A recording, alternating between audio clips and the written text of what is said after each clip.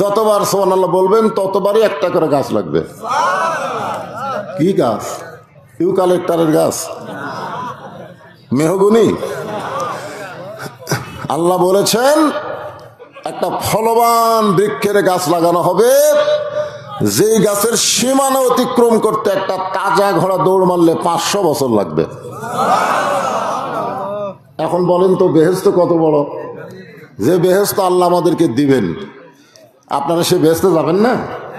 মাশাআল্লাহ। আমরা আল্লাহর প্রশংসা করার কারণ হলো আমাদের ভাগ্য এত ভালো যে আমরা যত পাপী হই না কেন আমাদের জান্নাত পাওয়ার সম্ভাবনা 100 ভাগ। সুবহানাল্লাহ হলো না? মানে আমরা যতই পাপ করি না কেন তারপরেও আমরা জান্নাত পাবো। কেন পাবো? না না, মুসলমান তো আছেন আমার মুক্তার, আছেন আমার ব্যারিস্টার, সেজ বিচারের হাইকোর্টেতে তিনি আমায় করবেন পার, আমি পাপী রাসূল জাবিন্দার।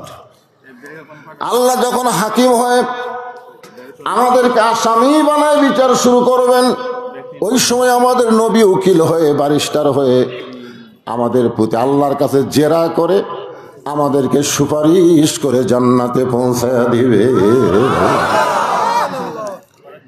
তাহলে আমাদের নবী কি? আমাদের নবী হলেন উকিল, আমাদের নবী হলেন ব্যারিস্টার, আল্লাহ হলেন হাকিম, আর আমরা হলাম আসামি। নবীর মতো যদি উকিল থাকে আমাদের মতো আসামি জাহান্নামে যাওয়া লাগবে? ভাগ্য ভালো না খারাপ? এই জন্য প্রশংসা করবো কার? আল্লাহর প্রশংসা করার কারণ হলো যে কোরআন থেকে আপনারা আলোচনা শুনবেন, শুনবেন না? এই কোরআনের মধ্যে কোনোই সন্দেহ নাই, কোনোই সন্দেহ নাই। অনেকে বলতে পারেন হুজুর যখন কোরআন আল্লাহ নাজিল করছে 1500 বছর আগে তখন সন্দেহ ছিল না, এত বছরে কি কিছুই ঢোকেনি? আপনারা বলেন তো, ঈসা আলাইহিস সালাম যতদিন ছিলেন ততদিন ইনজিল শরীফ একটা সঠিক ছিল, দাউদ আলাইহিস সালাম যতদিন ছিল ততদিন জাবুর সঠিক ছিল, মুসা আলাইহিস সালাম যতদিন ছিলেন ততদিন তাওরাত কিতাব সঠিক ছিল। কিন্তু ওই নবীরা বিদায় নেওয়ার পরে নবীর উম্মতেরাই কিতাবের মধ্যে ইচ্ছা মতো ঢুকাছে, ইচ্ছা মতো বাদ দিচ্ছে। কিন্তু আমাদের নবী দুনিয়া থেকে বিদায় নেওয়ার পরে এই কোরআন শরীফের ভিতরে নবীর কোন উম্মতেরা কম বেশি করতে পারছে? কেন পারে নাই?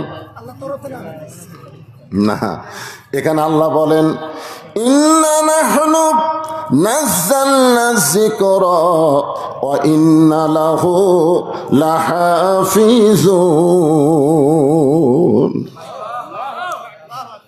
আল্লাহু আকবার সবাই বলতে পারবে না তো। বাংলাদেশে অনেক বড় বড় দল আছে দেখবেন, ওই দলে বহু স্লোগান আছে কিন্তু আল্লাহু আকবার স্লোগান নাই। আছে? যদি কেউ দেয় ঘাট ধরে বাইর করে দিবি, কিন্তু আমাদের দল তো আল্লাহু আকবার নাই রে। আপনারা কি সেই দলের মানুষ নাকি? কোরআনের তেলাওয়াত শুনে ঈমান বৃদ্ধি পায়, এ কথা আমার না আল্লাহর। আল্লাহ কোরআনে বলেন ওয়াইযা তুলিয়াত আলাইহিম আয়াতুহু যাদাতুহুম ঈমানা ওয়া আলা রাব্বিহিম ইয়াতাওয়াক্কালুন। এইবার বোঝা গেল আলহামদুলিল্লাহ। সেই কোরআন শরীফ থেকে আমি একটা আয়াত আপনাদের সামনে আজকে আলোচনা করব গোরস্থান সম্পর্কে। গোরস্থান, আপনাদের দোয়ায় আল্লাহ আমাকে দুটা গোরস্থান দেখার তৌফিক দিছে। একটা হলো জান্নাতুল মাওয়া কাবা শরীফের পাশে, আর একটা হলো জান্নাতুল বাকি মসজিদে নববীর পাশে। একটা কবরের নাম হলো জান্নাতুল মাওয়া, জোরেকার নাম কি? যেই কবরে রাসূলের বড় বিবি খাদিজাতুল কুবরা শুয়ে আছেন। আর জান্নাতুল বাকির মধ্যে নবীর অনেক বিবি শুয়ে আছে, কিন্তু জান্নাতুল বাকি পরিচিতি লাভ করেছে নবীর মেয়ে ফাতেমার কারণে। এই যে আপনাদের কেন্দ্রীয় গোরস্থান, এই গোরস্থানের অবশ্য নাম নাই, খালি কেন্দ্রীয় গোরস্থান। হ্যাঁ, গোরস্থানের কোন নাম দেয়নি। কি হ্যাঁ, যাই হোক, জান্নাত টান্নাত নাই। আল্লাহ রাসূল মক্কা থেকে মদিনায় হিজরত করেছিলেন, আপনারা জানেন? জানেন না? মক্কার কাফেরেরা যখন নবীকে অত্যাচার কঠিন শুরু করে দিল, নবীও যখন বিরক্ত হলো, বিরক্ত বোঝেন, যে যাদেরকে কলমার দাওয়াত দেয় তাদেরকে ওরা আবার পিটাই মারে। 13 বছর ধরে দাওয়াতের বিনিময়ে মাত্র 320 জন মুসলমান। আল্লাহ নবী বললেন, আল্লাহ এইভাবে দাওয়াতের কাজ করলে তো মানুষ ঈমান গ্রহণ করতেছে না। যেরকম আগের বাংলাদেশে আমরা ওয়াজ করতেছি, কোনো মানুষই ভালো হচ্ছে না। জোরে কোন কথা, ঠিক কিনা? ভালো হচ্ছে তো? নবী মক্কায় এরকম ওয়াজ করে, কিন্তু ভালো হয় না, ওই বেঁকা বেঁকাই থাকে।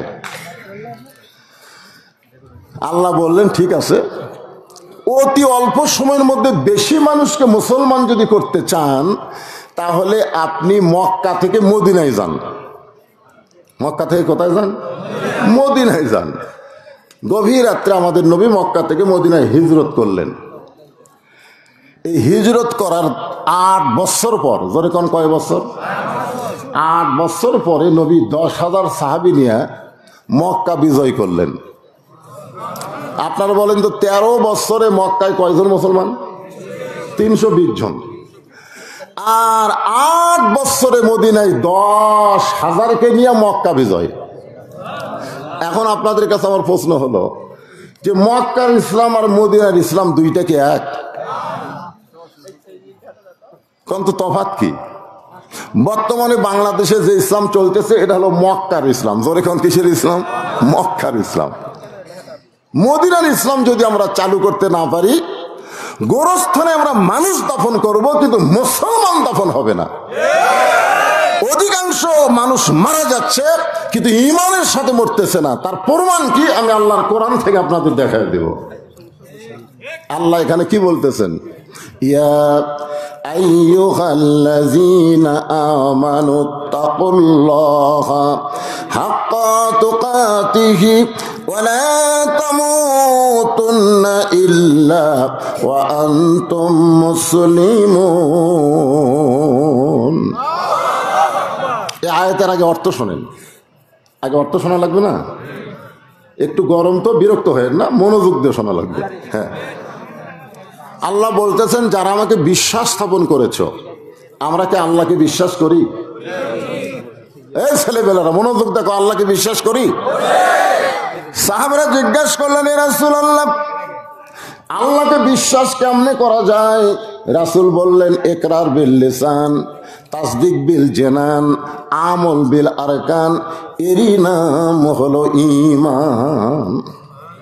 খালি মুখ দিয়ে কইলাম আল্লাহকে বিশ্বাস করি, হ্যাঁ?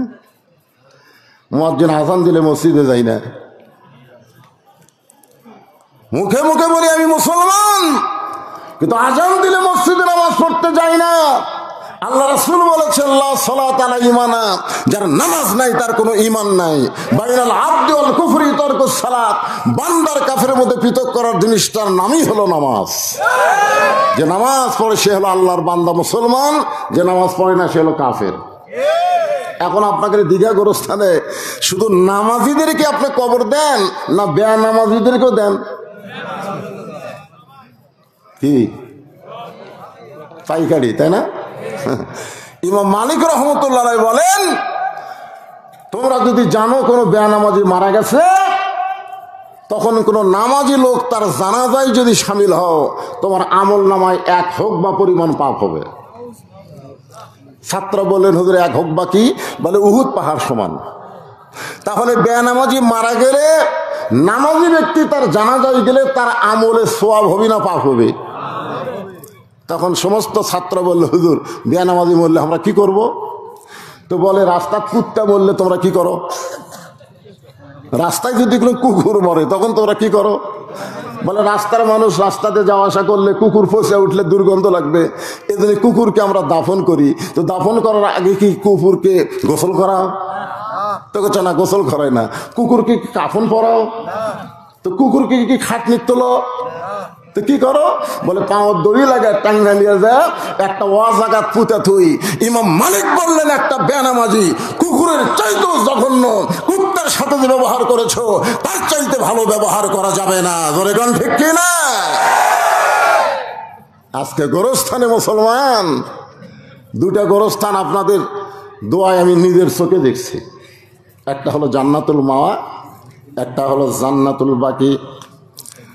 মক্কা বিজয়ের পরে আল্লাহর নবী কাবা ঘরের দিকে তাকায় আছে, এমন সময় হযরত ওমর মক্কা বিজয়ের আনন্দ মিছিল করার জন্যে, যেই মক্কা থেকে গভীর রাত্রে নবী হিজরত করেছেন সেই মক্কা আল্লাহ মুসলমানকে দিলেন, এর জন্য বিজয়ের একটা মিছিল করবেন। হযরত ওমর বিজয়ের মিছিল করবে। যেরকম কিসের মিছিল? আমাদের বাংলাদেশে বিজয়ের মিছিল আছে না নাই? ৭১ সালে যুদ্ধ আছে, এখনো 16ই ডিসেম্বর আসলে হায় হায় সেই রকম গান বাজায়। যারা মুক্তিযুদ্ধ করে শহীদ হয়েছে ওরকম যদি আল্লাহ 10 দিনের জন্য ফেরত দিত, এই যারা গান বাজাচ্ছে এই শালাকরক মারা যেত। ধরে কোন কথা ঠিক কিনা? এরাই হলো বাংলার সবচাইতে বড় রাজাকার। বিজয় দিবসে যারা হিন্দি গান বাজায় এরাই তো রাজাকার।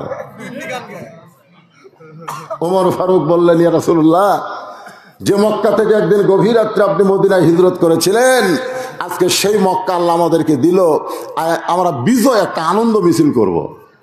সঙ্গে সঙ্গে আল্লাহ তাআলা নবীর উপরে একটা সূরা নাজিল করলেন। সেই সূরার নাম হলো সূরা নসর। জোরে বলেন নাম কি?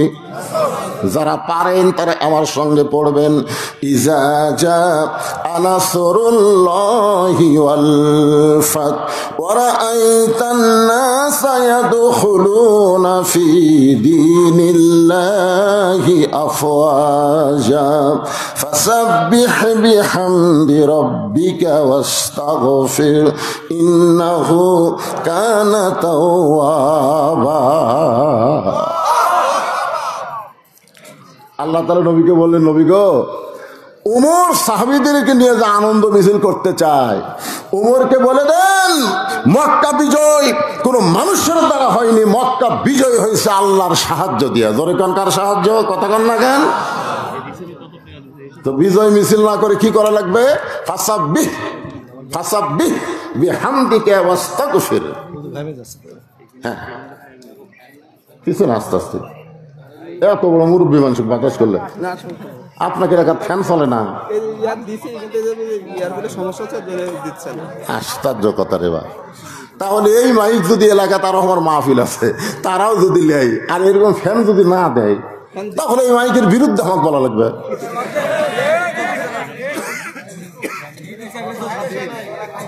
না না, এই বৈশাখ মাস পড়ার পরে প্রত্যেকটা মাহফিলে আমার 2 সাইডে 2টা ফ্যান থাকে, তাহলে ওরকে মাইক চলে কেমনে?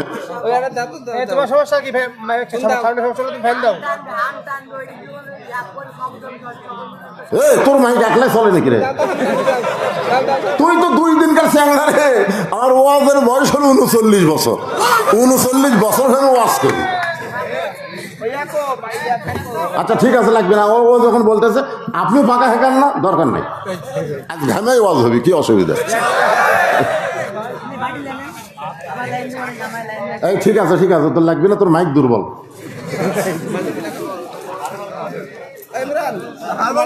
সবাই একটু জিকির করেন, লা ইলাহা ইল্লাল্লাহ, লা ইলাহা ইল্লাল্লাহ। আল্লাহর জিকির করতে শরম আছে? হ্যাঁ, জবান খুলে লা ইলাহা ইল্লাল্লাহ। আল্লাহর নবী বলেন, কোন ব্যক্তি সারা জীবন যদি পাপ করে, সারা জীবন যদি পাপ করে আর মৃত্যুর সময় এ লা ইলাহা ইল্লাল্লাহ জিকির করতে করতে যদি মারা যায়, শুধুমাত্র জিকির তার মুখে জারি রাখার কারণে আল্লাহ তার জীবনের তামাম গুনাহ মাফ করে দেয়। হাঁকার লাগবে না বাবা, হাঁকার লাগবে না। আমার খুব শরম লাগে, একজন মানুষ আমাকে পাকা হাঁকাবে, আমি এমন কি হচ্ছি রে? দেখি গাও ঘামুক, অসুবিধা নেই। তাহলে এই জিকিরের গুরুত্ব বুঝলেন?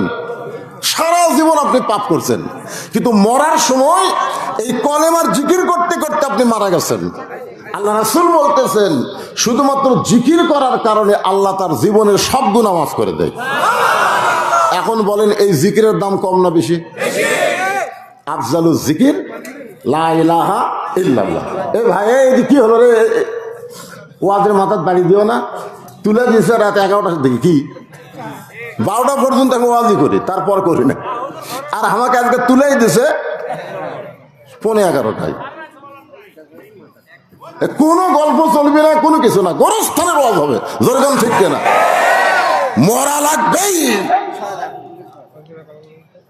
বাংলাদেশে 3টা রহমান ক্ষমতার থাকা অবস্থায় মারা গেছে। কয়টা রহমান?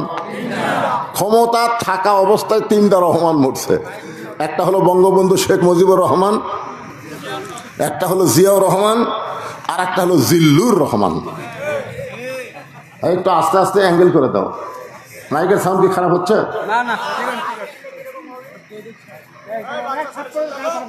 ঠিক আছে, ছোট মানুষ তো। আচ্ছা এই থাক, আর কিছু কল লাগবে না। এটা আসতেছে না, আসতেছি তো না, আপনি কি রক্ত নেই? এটা একটা কথা বলে যে আপনার প্রয়োজন আছে। না না, সরাসরি না দেয়, একটু অ্যাঙ্গেল করে। হ্যাঁ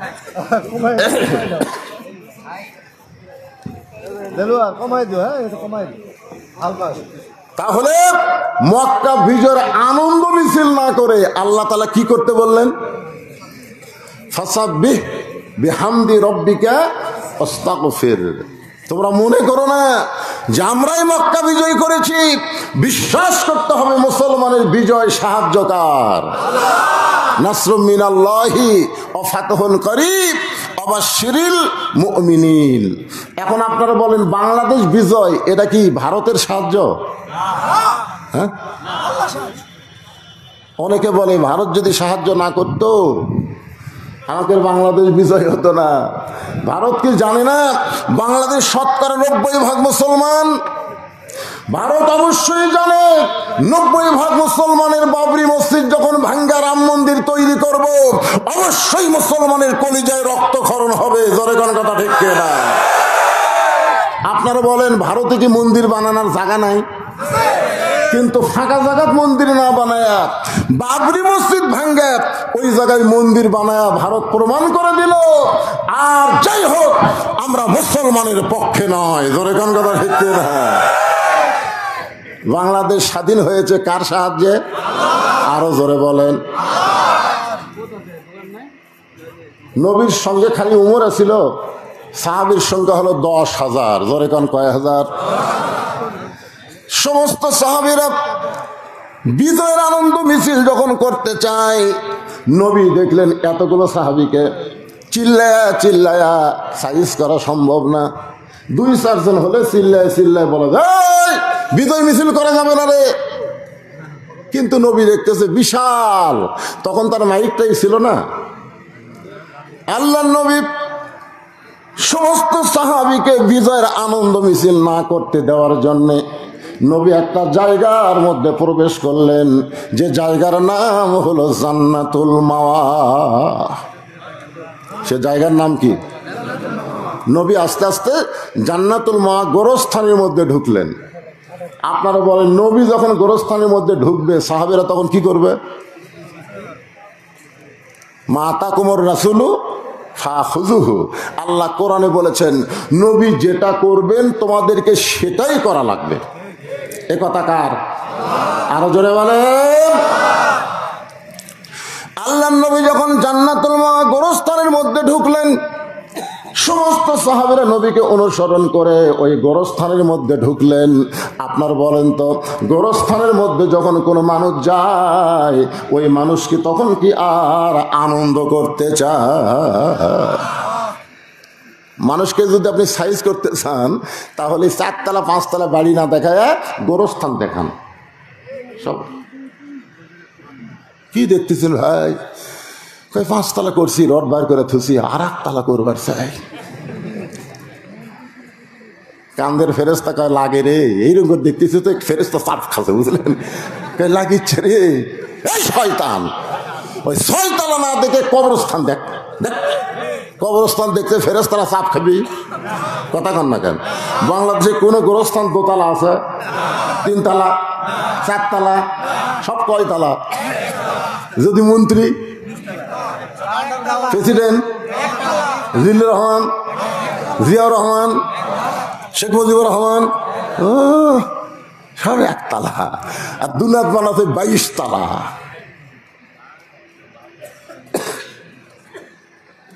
সমস্ত সাহাবীরা নবীকে অনুসরণ করলেন।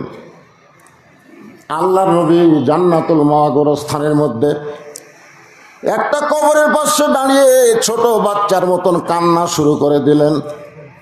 সাহাবীরা বললেন, এ রাসূলুল্লাহ, অনেক কবর জান্নাতুল মাওয়ায়, কিন্তু এই কবরের পাশে দাঁড়ায়া আপনি এমন করে কাঁদতেছেন। আল্লাহ রাসূল বললেন, সাহাবীরা রে, এই কবরের মধ্যে যিনি শায়িত আছে তিনি হলেন আমার দরদের বিবি খাদিজা। সমস্ত সাহাবীরা মুখ চাহাচাই করতেছে, কারণ নবী যখন হিজরত করেছেন তার আগে খাদিজা মারা গেছে। তখন নবীর সাহাবীর সংখ্যা ছিল 300 জন। জোরে কোন কয়জন? আর যখন মক্কা বিজয় হচ্ছে তখন নবীর সাথে আছে কতজন? তাহলে 300 জন মাইনাস করলে কত হয়? 9700 জন সাহাবী খাদিজা সম্পর্কে জানে যে নবীর একটা বড় বউ ছিল, তার নাম খাদিজা, কিন্তু খাদিজারে কেউ বোঝেও না, চিনেও না। 9700 জন সাহাবী বললেন, ইয়া রাসূলুল্লাহ, আপনার দরদের বিবি খাদিজা সম্পর্কে আমরা শুনেছি, কিন্তু খাদিজা সম্পর্কে তো আমরা জানি না। হুজুর, যদি আমাদের একটু জানাতেন। আল্লাহ রাসূল বলে, সাহাবীরা রে, আমার খাদিজার সম্পর্কে যদি জানতে চাও তাহলে শুনে নাও, খাদিজার জীবনের সবচাইতে গুরুত্বপূর্ণ আমল হলো কবরকে স্মরণ করা। কবরকে ভয় করা না, কবরকে কি করা? স্মরণ করা। আজকে আমাদের বাংলাদেশের নেতা বলেন, হুজুর বলেন, বক্তা বলেন, মাস্তান বলেন, বীর বলেন, কবরকে যদি স্মরণ করত ওই মানুষের দ্বারা কোনো খারাপ কাজ হতো না। জোরে কোন কথা ঠিক কি না? উপর দিকে ছায়া হাঁটে, আমার জিনিস কি হচ্ছে রে, 4 বার পাতলা পায়খানা হলে, হ্যাঁ কি কন? আমার চিনিস আমি কার দল করি? এই তুই জানিস আমার দল ক্ষমতা আছে? আপনারা বলেন, কেউ যদি বলে আমার দল ক্ষমতা আছে, বুঝবেন সে মুশরিক হয়ে গেছে। কারণ কোন দল ক্ষমতায় নাই, ক্ষমতায় আমার আল্লাহ আছে। জোরে কোন কথা ঠিক কি না? সেরেক সেরেক। কেউ যদি বলে আমার দল ক্ষমতায় আছে, এই বিশ্বাস নিয়ে যদি মরে যায়, আপনি যতই কবর জিয়ারত করেন জান্নাতে যাবে না, কারণ ওই কাফের হয়ে মারা গেছে। জোরে কোন কথা ঠিক কি না? আল্লাহ কোরআনে বলেন, তাবারাকাল্লাযী বিয়াদিহিল মুলকু ওয়া হুয়া আলা কুল্লি শাইইন কাদির। গোটা পৃথিবীর রাজত্ব, কর্তৃত্ব, মালিকানা কার হাতে? সমস্ত ক্ষমতার মালিককে। সাহাবারা জিজ্ঞাসা করলেন, হে রাসূলুল্লাহ, মা খাদিজা কবরকে কেমন স্মরণ করত? আপনি যদি আমাদের বলতেন তাহলে আমরাও কবরকে স্মরণ করব। আজকে যারা এখানে বসেছেন, কবরকে স্মরণ করার দরকার আছে না নাই? মরণ কখন হবে?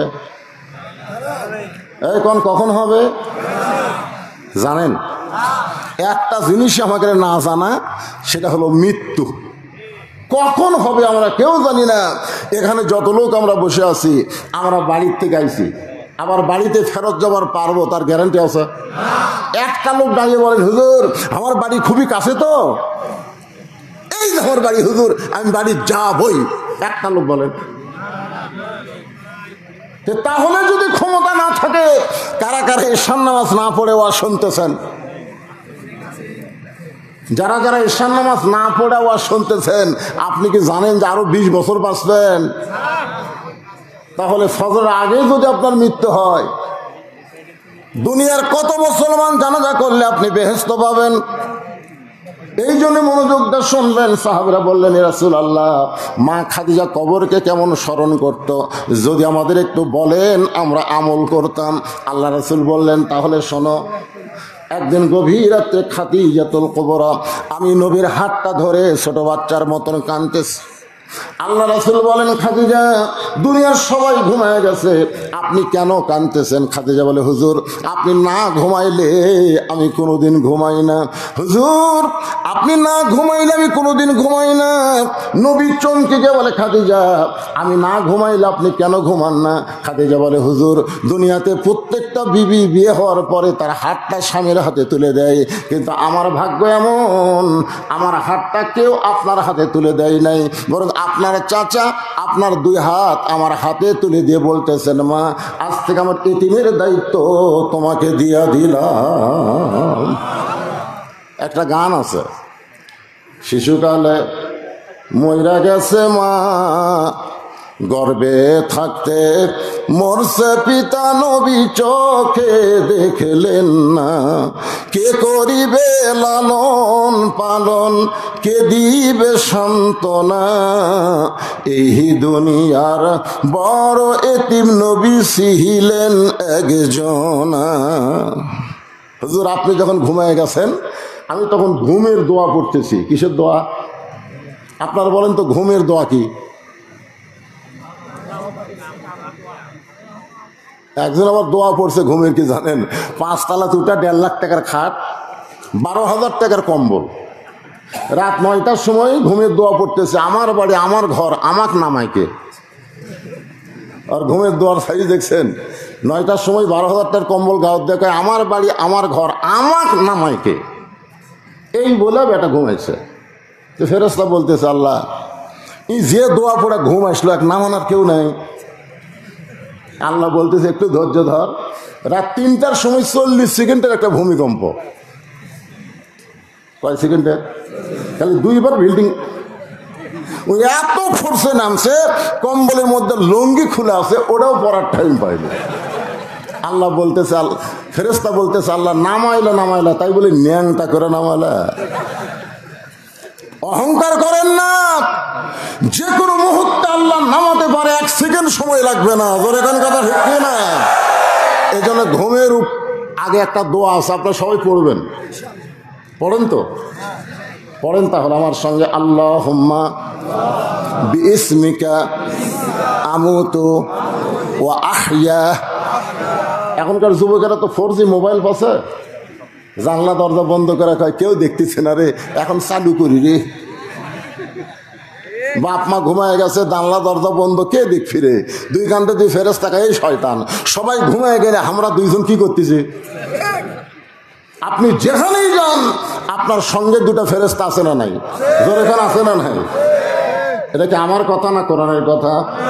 তোমার 2 কান্দে 2 মোহরি, লিখিতেছেন ডায়েরি, দলিল দেখে রায় দিবে, টাকা পয়সার নাই কারবার, কিরামান কাতিবিনা ইয়ালামুনা মা তাফআলুন।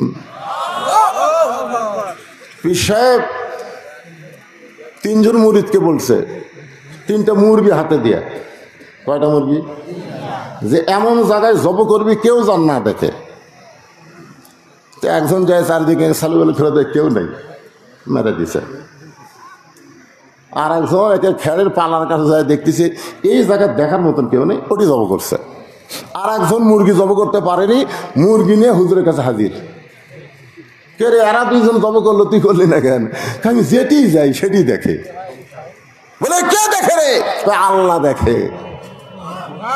তাহলে তুমি একলাই 50টা সিল মারলে, আর সকালে গল্প মারতেছে, কেউ দেখেনি?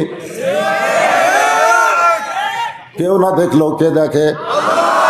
এই বিশ্বাস নিয়ে যারা কবরে যাবে, কবরকে স্মরণ করবে, দুনিয়া থেকে তাদের জন্য দোয়া করা না হলেও তাদের কবরটা আল্লাহ জান্নাত বানায়া দিবে।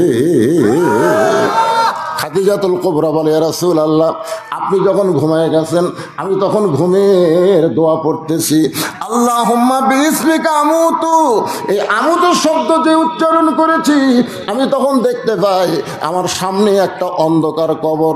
আপনি বলেছেন যেই ব্যক্তি সর্বশেষে কবরে যাবে কবরের ঘরে তাকে 50,000 বছর থাকা লাগবে। যেই কবরে জানলা নাই, দরজা নাই, যেই কবরে আলো নাই, বাতি নাই, যেই কবরে কোনো সাথী সঙ্গী নাই, সে অন্ধকার কবরে আমি 50,000 বছর কেমনে থাকবো এই চিন্তা করে আমার চোখে ঘুম ধরে না। এই কবরের কথা স্মরণ করে আমি কাঁদতেছি। আল্লাহ রাসূল খাদিজার কপালে চুম্বন দিয়ে বলে, খাদিজা ওই আল্লাহর শপথ করে বলতেছি ঈমান গ্রহণ করার পরে আপনি আল্লাহর সঙ্গে যে সম্পর্ক গড়ে তুলেছেন আল্লাহ আপনার কবরকে জান্নাত বানায়া দিবে। আপনার যারা সুবহানাল্লাহ বললেন, এখানে রাসূল কি বলেছে খেয়াল করছেন? বলেন তো কি বলছে? না খেয়াল করেন, কারণ সুবহানাল্লাহ তালত মারলে হবে।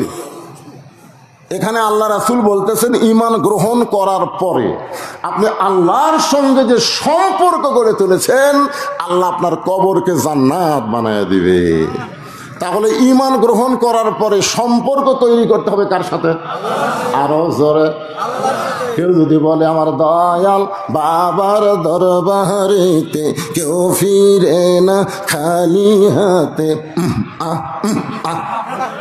ওই সম্পর্ক তৈরি করছে কার সাথে? আল্লাহর সাথে না বাবার সাথে? আজকে আমাদের বাংলাদেশে এরকম বাবার দল আছে না নাই?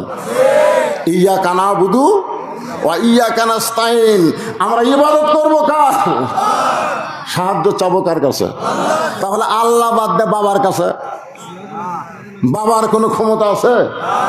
এই জন্য আমি বলি 3টা জিনিস খেয়াল করবেন। বড় ডাক্তারের বউ কোনদিন সিজার লাগে না, কারণ বড় ডাক্তার জানে সিজার করলে বাচ্চারও ক্ষতি, মায়ের ক্ষতি। আজকে সিজার করা বাচ্চা দোয়া দরুদ দিয়ে কান্না থামতেছে না, মোবাইল চালু করলে কান্না থামে।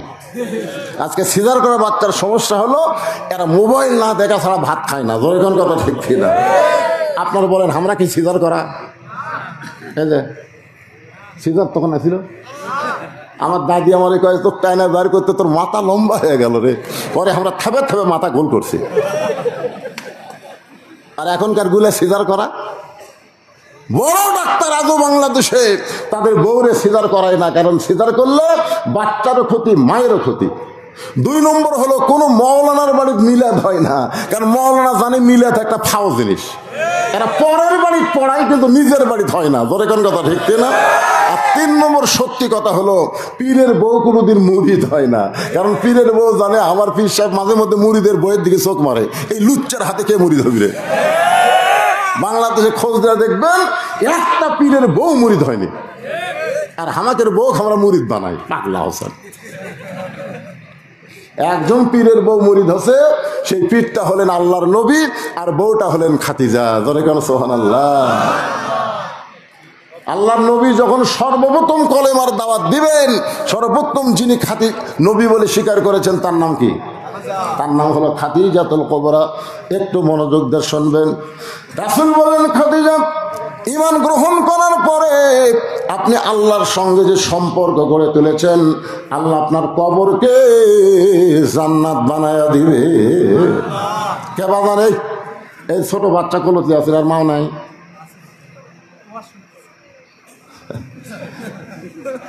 এখনকার মায়েরা বাচ্চা নিবে চায় না তো। মা গেছে মার্কেটে বাপের কাছে বাচ্চা দিয়ে। হ্যাঁ শোনে? আচ্ছা আচ্ছা ঠিক। ওই যারা ডিস্টার্ব করে সামনে কাতারে বলছেন তো। আচ্ছা ঠিক আছে ঠিক আছে। বাবা আনন্দে মাতিয়া সাগরে ভাসাইয়া সেই যে চইলা যায় খবর লয় না, মাজন ধরিয়া উদরে কত কষ্ট করে, 10 মাস পরে পাই প্রসবের বেদনা, এমন দরদি ভবে কেউ হবে না আমার মা। মা গো বাবা যতই চেষ্টা করুক সন্তান যদি কান্দে থামাবার পারবে না। পারবে? কিন্তু মা আহা একটু মনোযোগটা শুনবেন। খাদিজা বলতেছে রাসূলুল্লাহ,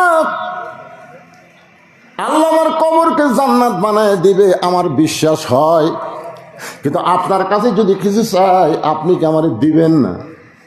রাসূল 3 বার বললেন নাউজুবিল্লাহ। কয়বার? কি বলছে খাদিজা? যদি আপনার কাছে আমি কিছু চাই আপনি কি আমারে দিবেন না? সঙ্গে সঙ্গে রাসূল বললেন নাউজুবিল্লাহ, নাউজুবিল্লাহ, নাউজুবিল্লাহ। খাদিজা বলে রাসূলুল্লাহ আপনার কাছে কিছু চাই, এ কথা শোনার সঙ্গে সঙ্গে 3 বার নাউজুবিল্লাহ বললেন। রাসূল বলে খাদিজা কেবলমাত্র আল্লাহ ছাড়া কোন নবীর কাছেও চাওয়া চলবে না। এর নাম কি? কথা বলেন।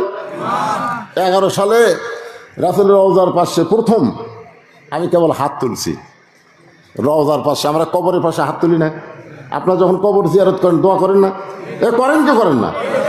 তা আমি 11 সালে মনে করছি সবচাইতে দামি মানুষটা এখানে শুয়ে আছে, একটু হাত তুলি। যেই তুলছি ভাই, মদিনার পুলিশ দৌড়ে এসে আমার হাতের উপর লাঠি এরকম ঠাইছিতে বলে মন্ন কুল্লু হারাম মন্ন। আমি মনে মনে কইলাম রে আমি একটা বড় বক্তা রে, আর তুই একটা পুলিশ হয়ে আমার ঠাইছিস। কিন্তু আমার ইমান বলতেছে মাওলানা তুই বড় বক্তা হলে বাংলাদেশের ভেজাল দেশের, মদিনা হলে আসল জায়গা, এই জায়গায় ভেজাল কোনো দোয়া চলবে না। জোরে কোন কথা ঠিক কিনা? যত বড়ই বক্তা হই আমার দেশটা কি ভেজাল, ভেজাল। যে দেশে মানুষের আইন চলে আল্লাহর কোরআন চলে না সেই দেশ হলো ভেজাল দেশ। জোরে কোন কথা ঠিক কিনা? আজকে উপজেলা চেয়ারম্যান সাহেব যে বক্তব্য দিল, আইনের শাসনের যে বক্তব্য দিল, এই শাসনে কিন্তু সম্রাট জাহাঙ্গীর মানুষের তৈরি আইনটা করে নাই, আল্লাহর কোরআনের আইনটা করেছে। ধরে কোন কথা ঠিক কিনা?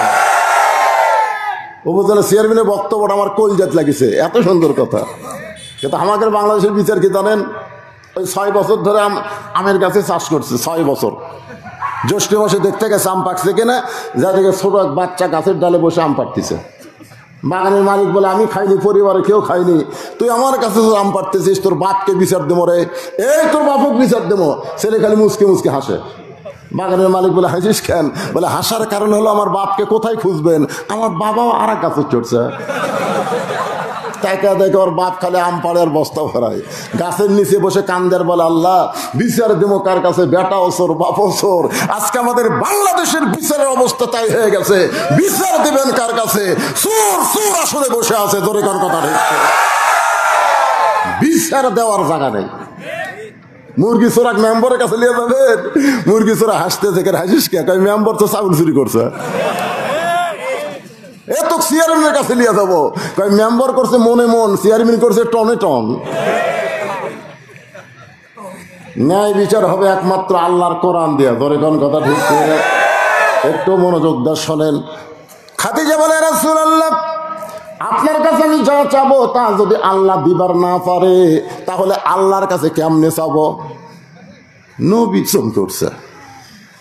নবী বললেন খাদিজা আমার কাছে যা চাবা তা আল্লাহ দিবার পারবি না? খাদিজা বলে হুজুর মনে করেন আপনার সাথে আমার বিয়া হয়নি, আমি গভীর রাত্রে আল্লাহকে বলতেছি আল্লাহ আমার পেটে তো একটা বাচ্চা দাও, আমি মা হবার চাই। আপনি বলেন তো আল্লাহ কি আমার পেটে বাচ্চা দিবি? রাসূল বলতেছে আল্লাহ দিবার পারলেও দিবি না। কি জন্য দিবি না? বাংলাদেশে 14 ফেব্রুয়ারি পালন হবে, বিয়া ছাড়া পেটত বাচ্চা হবে। জোরে এখন কথা ঠিক না? ওই মেয়ে মানুষের যদি ধরা হয় কার তোর পেটত বাচ্চাকে আল্লাহ দিছে। এই জন্য আল্লাহ দিবার পারলেও দিবে না। একজনকে আল্লাহ দিছিল, তার নাম হলো মরিয়ম। মরিয়মকে বাচ্চা দেওয়ার পরে জাকারিয়া নবীরা পিটন খাসে ভাই। জোরে এখন কথা ঠিক না? সমস্ত লোক সন্দেহ করে জাকারিয়া তোক দিয়ে কাম হলো। মরিয়মের বিয়ে হয়নি, পেটের মধ্যে বাচ্চা কেমনে আইলো? জাকারিয়া কান্দের আল্লাহ কাম করলে তুমি আর পিটুন খাই আমি। আল্লাহ কাই জাকারিয়া আদমকে আমি বাপ মা ছাড়া তৈরি করেছি, ঈসাকে আমি বাপ ছাড়া দুনিয়াতে পাঠাইছি। কিয়ামত পর্যন্ত এই ধারা বন্ধ হয়ে গেল, আর স্বামী ছাড়া কারো সন্তান পেটে আসবে। খাদিজা বলে রাসূলুল্লাহ আমি আপনার কাছে যা চাবো তা যদি আল্লাহর না থাকে আল্লাহ কেমনে দিবে? রাসূল বলে খাদিজা আল্লাহর নাই এ কথা বলা চলবে না। খাদিজা বলে হুজুর আমার যা আছে আল্লাহর তা নাই। খাদিজা বলে রাসূল বলে, খাদিজা তোমার কি আছে যে এটা আল্লাহর নাই? খাদিজা বলতেছে, আমার বাপ আছে, মা আছে, কিন্তু আল্লাহর বাপ মা। খাদিজা বলে, আমার মৃত্যু আছে কিন্তু আল্লাহর মৃত্যু নাই। আমি খাদিজার ঘুম আছে কিন্তু আল্লাহর ঘুম নাই। আমি খাদিজা খাওয়া দাওয়া করি কিন্তু আল্লাহ খায় না। মান্দা যা করে আল্লাহ তা পারে না। ধরে কোন কথা ঠিক কি? রাসূল বলে, খাদিজা তাহলে আপনি কি চান? খাদিজা বলে, হুজুর আমি মরে যাওয়ার পরে আমার তিনটা চাওয়া, জীবিত অবস্থায় চাইয়া আপনাকে কষ্ট দেব না, মরে যাওয়ার পরে তিনটা জিনিস আমি চাই। ধরে বলেন কয়টা? এক নম্বর হলো ওই যে গাড়ি হীরার মধ্যে আপনি 3 বছর সাধনা করার কারণে আল্লাহ তাআলা কোরআনের 5টা আয়াত আপনার উপর নাজিল করেছে। কোরআনের প্রথম 5টা আয়াত, সর্বপ্রথম শব্দটা হলো ইকরা। সবাই বলেন ইকরা বিইসমি রাব্বিকাল্লাযী খালাক। পড়ো তোমার আল্লাহর নামে। আমাদের বাংলাদেশে আল্লাহর নামে পড়ার মধ্যে কোনো খারাপই নাই, আর আগডম বাগডম ঘোরাডম সাজে এই মিথ্যা পড়ার মধ্যে খারাপই আছে। ধরে কোন কথা ঠিক কি না? আপনি বিশ্বাস করেন যারা ইকরা বিইসমি রাব্বিকাল্লাযী খালাক এই পড়া যারা পড়তেছে, এরা কোনদিন ওযু ছাড়া পড়ে? এরা কোনদিন পেশাব করে পানি লেয় না? দেখছেন? কথা কয় না। ক্লাস 2-এ পড়ে, ফিটের উপর ক্লাসের ব্যাগ থুয়ে ওই খাড়া হয়ে পেশাব করতেছে। আমি বললাম, কে রে বস থাকে কর, খাড়া হয়ে পেশাব করিস, পেশাব কেমনে করা লাগে তোর স্যার তোকে শেখায়নি? ও তখনকার চাষা যে কি খান প্রাইমারি পেশাব খান যায় দিকে আমার স্যারই খাড়া হয়ে পেশাব করে। স্যার খাড়া হয়ে পেশাব করে, তার ছাত্র তো খাড়া হয়ে পেশাব করবেই। আর পড়াটা হলো আইরাই টিয়ে নাই ভরা দিয়ে না লেগে গেল বোয়াল মাছে, তাই না দেখা ভোদন মাছে। রাসূলকে আল্লাহ শিক্ষা দিলেন বিইসমি রাব্বিকাল্লাযী খালাক। যে আল্লাহ আপনাকে সৃষ্টি করেছেন সে আল্লাহর নামে পড়েন। সেই পড়াটা এই কোরআনে আছে না নাই? আসেন সবাই একটু কোরআনটা ধরেন, কোরআনটা খোলেন, কোরআন কি বলতেছে। আজও বাংলাদেশে অনেক যুবক আছে এখন পর্যন্ত কোরআনটা হাত দিয়ে স্পর্শ করে নাই। ইমাম গাজ্জালি বলেছেন, কাবা ঘরকে 1 কোটি বার চুমা খাইলে আল্লাহ তোমাকে যে সওয়াব দিবে তার চাইতে বেশি সওয়াব তুমি পাবে এই কোরআনকে পবিত্র অবস্থায় ধরে। কোরআনকে যদি 1টা বার চুমা খাও, কাবা শরীফ চুমা খাওয়ার চাইতে 1 কোটি গুণ বেশি সওয়াব আল্লাহ তোমাকে দান করবে। তাহলে এই কোরআন আমাদের ধরার দরকার আছে না নাই? ও আপনি সারা জীবন কোরআন পড়লেন না, আর আপনি মরে গেলেন, আপনার লাশের পাশে কোরআন শরীফ পড়তেছে, ঝুঁকতেছে আর মারতেছে, ঝুঁকতেছে আর মারতেছে। 1 খতম কোরআন হয়ে গেলে দোয়া করতেছে, আল্লাহ আমরা তো কোরআন শরীফ পড়লাম, আল্লাহ এর যা সওয়াব হয় সব এই মাইয়াতকে দাও। 2 কান্দে 2 ফেরেশতাকে আল্লাহ এই শয়তান কি কয়? আল্লাহ নবী কইছে যে ব্যক্তি কোরআন পড়বে প্রতি অক্ষরে তাকে 10টা করে নেকি দেওয়া হবে। আলিফ 10, লাম 10, মিম 10, পড়াও সারা, নেকি দেওয়াও সারা। ওই যে কোরআন পড়া নেকি তোর আমল নামাজ লেখা হয়ে গেছে, ওই যে আবার চালান দিচ্ছে, যা পড়ছি আল্লাহ সবক দেও, তুই একই সব কয়বার। আল্লাহ কয়, ফেরেশতা তোরা সাক্ষী থাক, কোরআন কোনো মরা মানুষের জন্য নয়, কোরআন হলো জীবিত মানুষের হেদায়েতের খোরাক। জোরে কর কথা ঠিক কিনা? সারা জীবন কোরআনের বিরুদ্ধে চারণ করছে, কোরআনের হক কথা বললে কোরআনের মাহফিল বন্ধ করে দেয়, আর উই মরে গেছে ও লাশের মধ্যে কোরআন পড়া ও জান্নাত থুয়ে আসবা, এটা মামা বাড়ির কথা। জোরে কোন কথা ঠিক কিনা? আল্লাহর কোরআনকে যদি আপনি নিজে ধরেন, নিজে পড়েন, কবরস্থানে যান, আপনার কবরকে আল্লাহ জান্নাতের টুকরা বানিয়ে দিবে। হ্যাঁ, কোরআনের খতম মারতে আমাদের কতগুলো মৌলভিও আছে, বুঝলেন? যাই বলে আই রে সেই দিকে যাই রে, বোঝা শোনা নাই রে। আমার এলাকার এক মুরব্বী দাদা ছিল, মানুষ মরলে কয় আলহামদুলিল্লাহ, মরলে আলহামদুলিল্লাহ। তা আমি কলাম, দাদা মরলে ইন্নালিল্লাহ কওয়া লাগে। কয় তুই ছোট মৌলবি, তুই বুঝিস না। আর 2 মাস হলে মানুষ মরেনি রে, আমারও খাওয়া নাই। আজকে মরিছে কমপক্ষে 3টা দাওয়াত পাবো। ধরে এখন কয়টা? এই জন্য ওরা কয় মরলে আলহামদুলিল্লাহ। মরে না কে রে, মরে না কে? আপনার মানুষ বললে কি আলহামদুলিল্লাহ কল না ইন্নালিল্লাহ কল? একটু মনোযোগ দা শোনেন। খাদিজা বলে, হুজুর প্রথম কোরআনের 5টা আয়াত আপনার উপর আল্লাহ নাজিল করলো। আপনি গাড়ে হীরা থেকে আসার পরে পরনে যে জুব্বাটা ছিল, ওই জুব্বা আর আপনি কোনোদিন পরেন নাই, ওই জুব্বাটা যত্ন করে আপনি রাইখা দিয়েছেন। হুজুর আমি খাদিজা যখন মরে যাব, ওই জুব্বাটা আমার কাফনের কাপড় হিসাবে দিয়া দিবে। আমার 2 নম্বর চাওয়া হলো, আমি মরে যাওয়ার পর আমার দেহটা আপনি নিজের হাত দিয়া কবরের ঘরে নামায় দিবেন।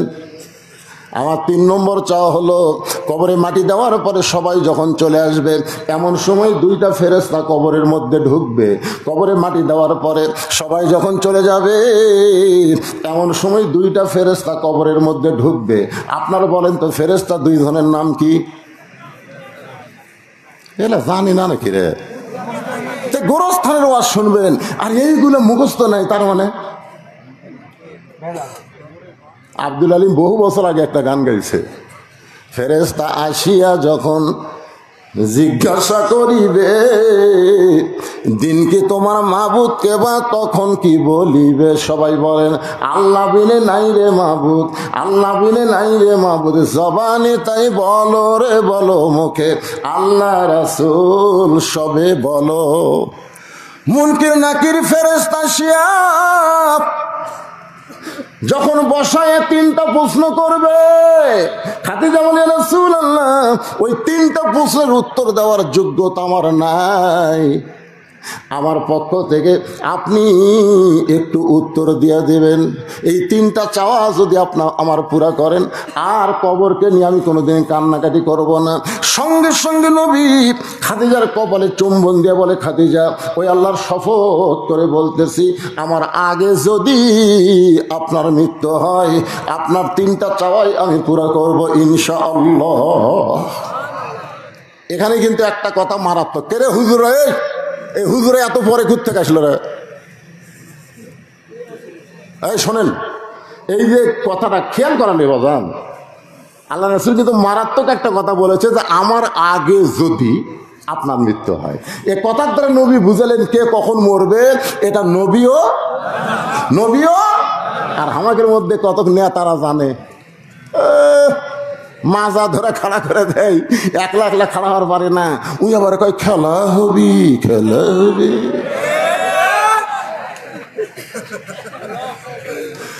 একমাত্র অহংকারী মানুষ ছাড়া এমন কথা কেউ বলতে পারে না। ধরে কোন কথা, প্রতি কদমে কদমে মৃত্যুকে স্মরণ করো। যে বাড়ির থেকে এসেছো ওই বাড়িতে যাওয়ার মতন কোনো ক্ষমতা আমার নাই, আল্লাহ যদি না নিয়ে যায়। ধরে কোন ঠিক কিনা? মাঝে মধ্যে আমার বউ বলে, আজ কোথায় যাবেন ওয়াজ করবেন? আজকে বাঘাই যাচ্ছি, বাঘা দেখাশোনা ওয়াজ করবেন, দেখাশোনা ওয়াজ করবেন। তখন কি দেখবো রে? বলে পুলিশের গাড়ি আছে কিনা দেখবেন, র্যাবের গাড়ি আছে কিনা দেখবেন, বর্তমান সরকারের কোনো ক্যাডার আছে কিনা দেখবেন। এগুলো যদি থাকে তাহলে তেলটালা ওয়াজ করবেন, ধরবার যেন না পারে। আমি বইয়ের কপালে একটা চুমা খেলাম। বউ কয় চুমা খেলেন কেন? আমার কথা পছন্দ হয়েছিল না। চুমা খাওয়ার কারণ হলো তো হয়তো আর কোনোদিন চুমা খাওয়া যাবে না, এটাই আমার জীবনের শেষ চুমা। বউ কয় কেন? পুলিশ ধরলেও তো ছাড়বি, যেরকম আজকে মামুনুল হক ছাড়ে দিচ্ছে। আচ্ছা না হোক, ছাড়ে দিবি তো। তাহলে চিন্তা করেন, পুলিশ ধরলেও তো ছাড়বে। আমি বললাম, পাগলি তুই চিন্তা করিস পুলিশ ধরা, আর আমি চিন্তা করি আজরাইল ধরা। জোরে কোন কথা ঠিক? প্রকৃত মুসলমান যারা হবে তারা পুলিশ ধরার টেনশন করবে না, আজরাইল ধরার চিন্তা করবে। জোরে কোন কথা ঠিক না? আপনারা কি ধরার চিন্তা করে? ভোটের আগে আমাদের বগুড়ায় একজন লোক গোরস্থানের মধ্যে কবর করছে, জেতা মানুষ কবর করে নিচে খেয়ার, তারপর কমলটা ঘুম পাড়ে। পুলিশ আসার বাড়ির খোঁজে পায় না। মাঝে মাঝে বউক মোবাইল করে, কে রে খবর কি? বলে সন্ধ্যা থেকে 3বার পুলিশ আসছিল। তাই কোনো টেনশন নাই, এমন জায়গাতে আসি পুলিশের বাপও আসবে না। মানে মরার আগে কবরস্থানে যায় নিরাপদ আছে। ওই বুঝিছে আসলেই কবরস্থান নিরাপদ ভাই।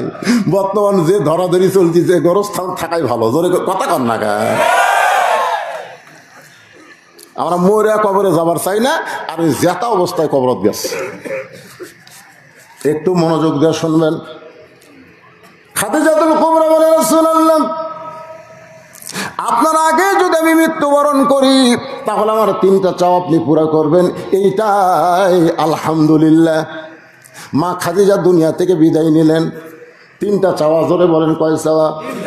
তিনটা চাওয়া পূরণ করার জন্য আল্লাহ নবী লক্ষ্য করে দেখে খাদিজার পেট থেকে 4টা মেয়ে আল্লাহ দান করছে। নবীর মাধ্যমে মা খাদিজার পেট থেকে 4টা মেয়ে হয়েছে, জোরে কোন কয়টা? একটা মেয়ের নাম হলো রোকেয়া, একটা মেয়ের নাম হলো কুলসুমে, একটা মেয়ের নাম হলো জয়নাব, আর একটা মেয়ের নাম হলো ফাতেমা। রাসূল তাকায় দেখে 4টা মেয়ে কাঁদতেছে। 3টা মেয়ের কান্নার শব্দ হয়, কিন্তু একটা মেয়ে কান্দে, চোখ দিয়ে পানি ঝরে, কিন্তু কান্নার সাউন্ড নাই। 3টা মেয়ে কাঁদতেছে, আমার মা মইরা গেছে রে, কোথায় গেলে মা পাবো বলে দেও না আল্লাহ রে, হে আমার মা মইরা গেছে রে। কিন্তু ফাতেমা কাঁদতেছে, কান্নার কোনো সাউন্ড নাই, চোখ দিয়ে খালি দর দর করে পানি পড়তেছে। আপনারা বলেন তো, মেয়ে মানুষের জোরে কান্দা জায়েজ না হারাম? জোরে বলেন। আজকে মরদ মানুষেরা জোরে কান্দে না, আর মেয়ে মানুষ চিল্লায় চিল্লায় কান্দে। তাই বলে কি পুরুষের দরদ নাই? জোরে কান দরদ আছে না নাই? আমার এলাকার এক মেয়ে কান্দিছে বাপের লাশের কাছে, আমার বাবা মইরা গেছে রে, মরার আগে খাট দিবার ছিল, এখন সেই খাট আমাকে দিবে কে, হে আমার বাবা মইরা গেছে রে। তখন বড় ভাই যা বলতেছে, পাগলি কান্দিস না, যে খাট আব্বা দিবার ছিল সেই খাট আমি তোক দিব রে, আর কান্দিস না, লাশ কষ্ট পাবি, আর কান্দিস না। তখন আবার বলতেছে, আমার বাবা মইরা গেছে রে, বাবা যে খাট দিবার ছিল, বড় ভাই সেই খাট আমাকে দিবে, কিন্তু এত শোক দিবি কে, আমার বাবা মইরা গেছে রে। তখন ছোট ভাই যা বলতেছে, কান্দিস না, ল্যাপ তো আমি দেবো। তখন সাইডে যা বলতেছে, মানুষ বুড়া হলে মরবি, তার মানে কি কানবি আর বানবি, জোরে কোন কথা ঠিক না? রাসূল 3টা মেয়ের কান্নার শব্দ, কিন্তু একটা মেয়ে কান্দে, কান্নার কোনো শব্দ নাই। ওই মেয়েটাকে আল্লাহ নবী ইশারা করলেন, ফাতেমা তুমি একটু আমার কাছে আসো। ফাতেমা যখন নবীর কাছে, আল্লাহর নবী ফাতেমাকে বললেন, মা তোমার মা দুনিয়া থেকে বিদায় নেওয়ার আগে আমাকে ওসিয়ত করে গেছে, মা ওসিয়ত পালন করা হলো ওয়াজিব। জোরে কান, ওসিয়ত পালন করা কি?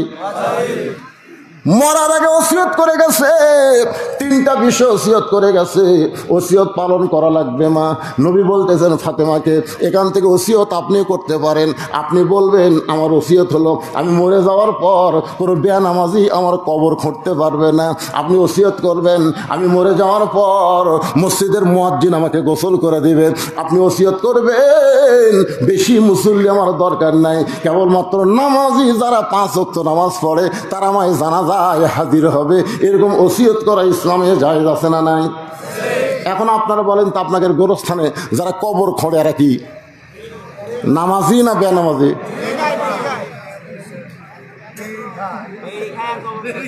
বুঝছেন? আপনারা জানেন আমার এলাকার কেউ মরলে ওরাই 5 জন, কেউ মরলে কয়জন? ওরাই 5 জন, যাই মরুক ওরাই 5 জন।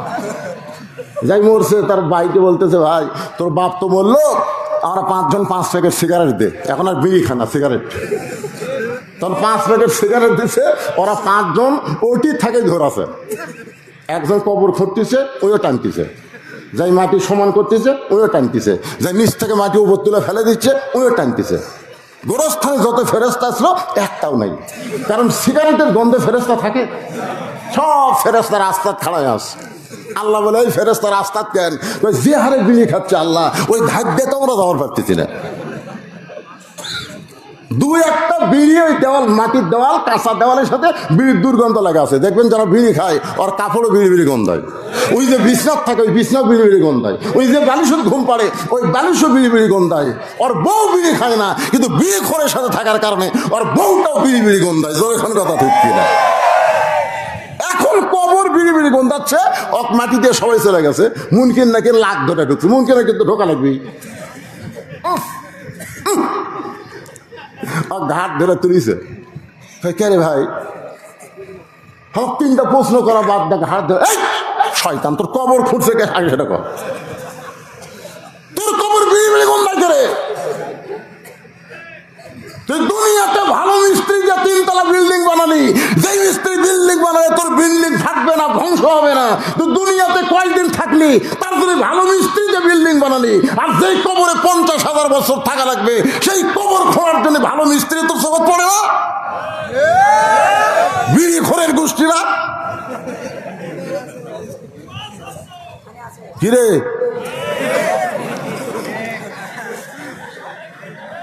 রাগ করতেছেন? লাভ নেই। খাদিজার মতন একজন মহিষী নারী বলেছে আমার 3টা ওসিয়ত পুরা করা লাগবে।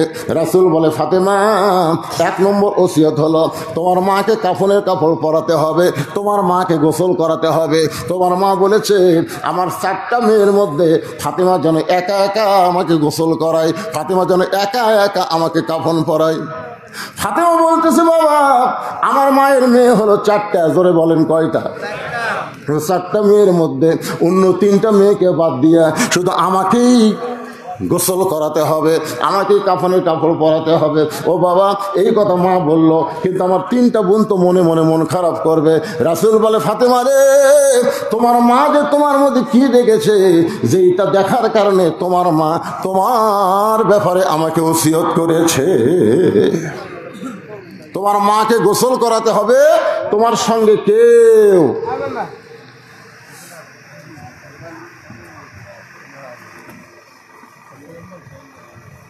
আচ্ছা আচ্ছা ওয়াস্ত কর্ম কিছুক্ষণ যে হারে লোক বসে আছে মনে হচ্ছে না রাত এখন 12টা বাজছে না, সারা কর্ম এটা আবার আগের কথা হলো বুঝছেন না, সেটার কথা না। আপনারা বলেন তো ভাই, এই যে রাত 12টা বাজছে, ঘড়ির দিকে রাত 12টা, এই 12টার সময় আপনাকে চেহারা দেখলে মনে হচ্ছে ঘড়ির বাজে 12টা, আর আপনাকে চেহারা দেখলে মনে হচ্ছে কেবল রাত 10টা বাজলো। ধরে কোন কথা ঠিক কি? এখন ফাতেমা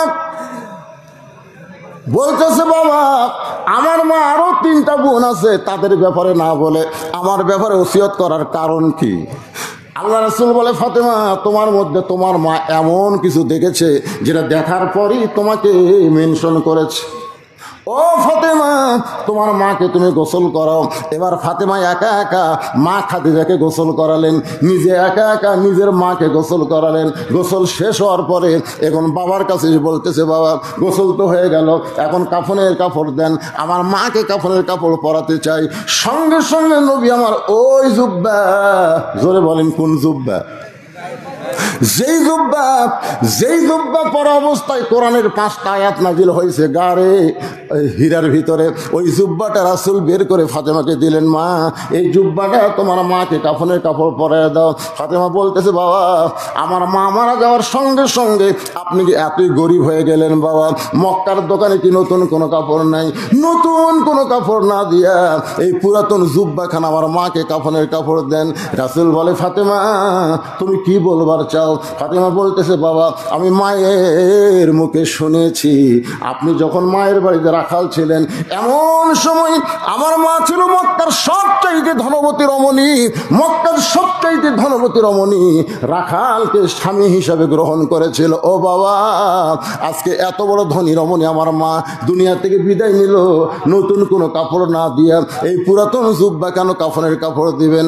রাসূল বলে ফাতেমা রে এই জুব্বা দুনিয়ার সাধারণ কোনো জুব্বা নয় মা, এই জুব্বার সঙ্গে আল্লাহর কোরআনের সম্পর্ক রয়েছে।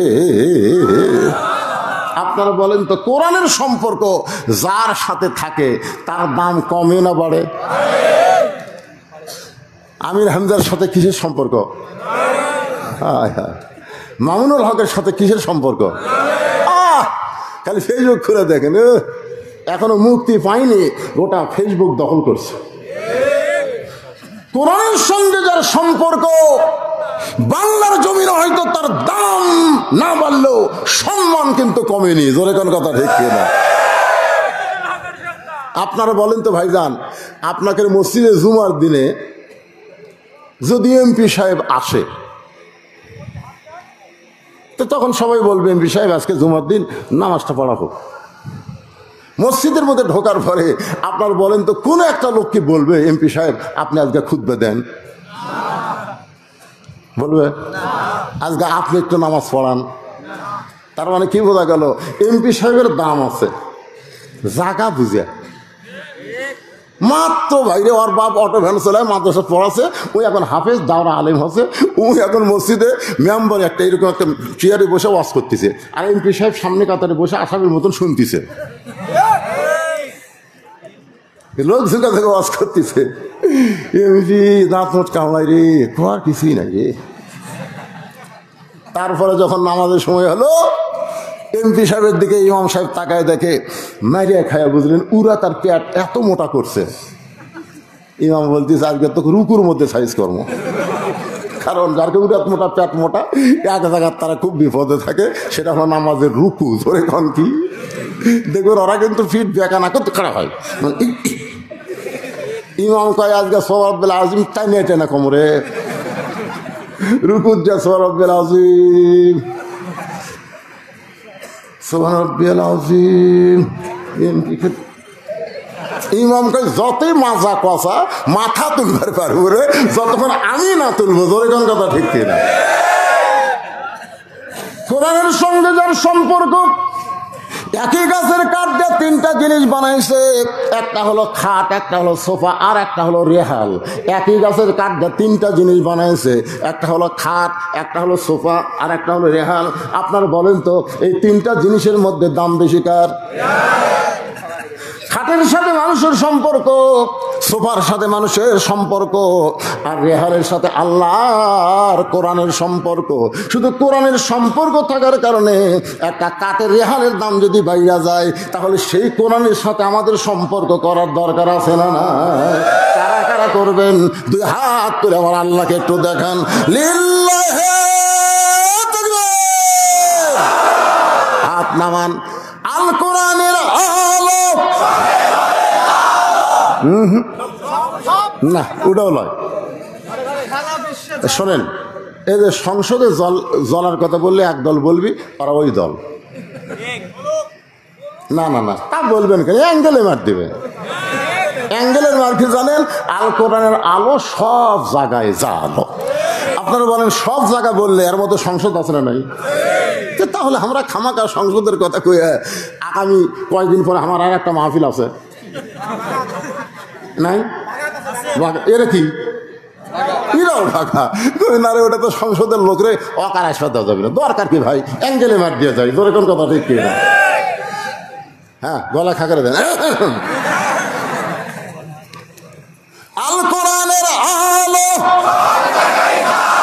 কোরআন হাদিস যেখানে, দুনিয়ার মুসলমান লিল্লাহি তাকবীর। সঙ্গে সঙ্গে ফাতেমা বুঝবার পারছে এই জুব্বার সঙ্গে আল্লাহর কোরআনের সম্পর্ক আছে।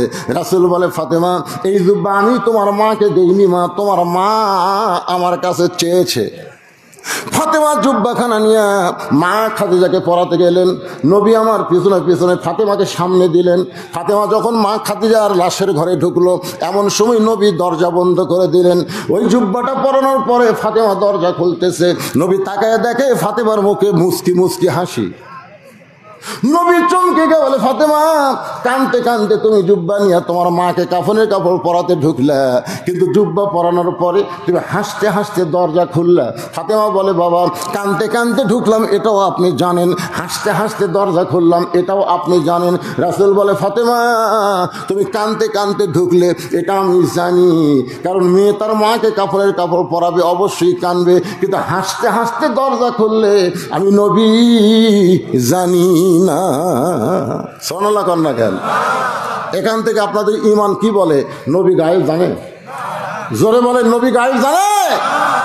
ফাতেমা কানতে কানতে ঢুকেছে এটা নবী জানে, কিন্তু হাসতে হাসতে দরজা খুলছে এটা নবী জানে না।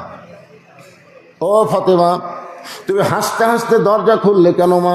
ফাতেমা বলে, বাবা কানতে কানতে ঢুকলাম, এটা যেমন আপনি জানেন, হাসতে হাসতে দরজা খুললাম, এটা যখন আপনি জানেন না আমি কি জন্য হাসতে হাসতে দরজা খুললাম বাবা, আপনি কি শুনবার চান? রাসূল বলে, ফাতেমা আমি শুনতে চাই। ফাতেমা বলেন, বাবা তাহলে এই মুহূর্তে আমি হলাম বক্তা আর আপনি হলেন শ্রোতা। ফাতেমা কি? নবী কি বলতেছেন? তুই হাসতে হাসতে দরজা কেন খুললি? এটা আমি নবী শুনবার চাই। তো নবী যদি শুনবার চাই, ফাতেমা হাসতে হাসতে কেন দরজা খুললো? আমরা নবীর উম্মত হিসাবে কি শুনবার চাই না? কারা কারা শুনবার চান হাত তোলেন তো দেখি। লিল্লাহি তাকবীর, হাত নামান। আপনারা কিন্তু সবাই শুনবার চাচ্ছেন। এখন যদি লিমা তাকুলু মালা তাফালুন, মানে শুনবার চাই হাত তুললেন, কিন্তু না শুনেই যদি চলে যান, তাহলে আপনারা মুসলমান হয়ে যাবেন না মুনাফিক হয়ে যাবেন? তা আপনারা কেউ মুনাফিক হবেন কি? কি না কায়দা করিনি তো ভাই। আমার হাতে একটা স্লিপ দিছে, এই স্লিপ দেওয়ার পরে বলতেছে, হুজুর কিছু কিছু লোক আছে যারা আপনার হাতে এই কবরস্থানের জন্য হাদিয়া দিবে। এখন যদি ওয়াজ করতে করতে আমি চাই আপনার কাছে চলে যাই, এমন জায়গা কাটতে থুছি, এখন যদি যান মুসলমান হয়ে যাওয়ার পারবেন না, মুনাফিক হয়ে যাওয়া লাগবে। জোরে কান কথা ঠিক না? কেন শোনার জন্য হাত তুলছেন, এখন না শুনে যাবেন। আমি মাত্র 5টা মিনিট আদায় করো, 5 মিনিট। সেটা আপনাদের মধ্যে গামছা দেওয়া হবে, ব্যাগ দেওয়া হবে, গামছা ব্যাগের মধ্যে যে যা পারবেন এই যে ব্যাগ নিয়ে যাও। জামাই আমার আদায় করছে, আমার করা লাগে না, যে জামাই থাকে সেটা শ্বশুর মাপ, বুঝলেন না? তো এই গামছাটা আদায় করেন, এই জন্য 5টা মিনিট আপনাদের কাছে ব্যাগ যাবে। জীবনের শেষ দান মনে করে, হয়তো মনে করবেন হুজুর এরপরে আর দান করার হয়তো হায়াত নাই, আজকে আমার জীবনের শেষ দান মনে করে, আল্লাহর কোরআনকে মহব্বত করে, এই কবরস্থানে যাদের বাপ মা গেছে তাদের বাপ মার কবরকে জান্নাত বানানোর জন্যে আল্লাহর হস্তে দান করবেন। দানকারী গো পিতা মাতা, সুখের আইকো কবরে নূরের টুপি পরাইয়া উঠাবেন রোজ হাসরে। এই ব্যাগলা নামো, ব্যাগলা কয় ব্যাগলা নামছে? আমার মায়েদের মধ্যে কে আদায় করবে? এই মায়ের মধ্যে আদায় হয়েছে, মেয়েদের মধ্যে হচ্ছে?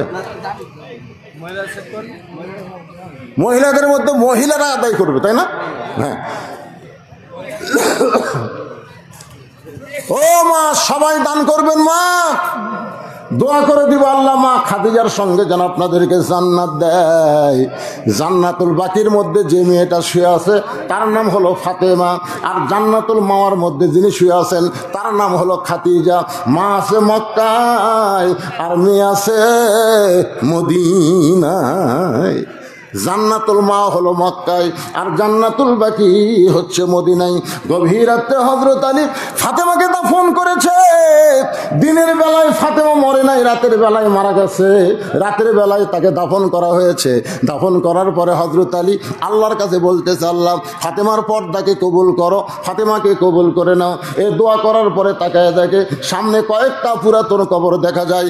এইমাত্র ফাতেমার কবর দিছে, সেই নতুন কবর আর আলী দেখতে পায় না।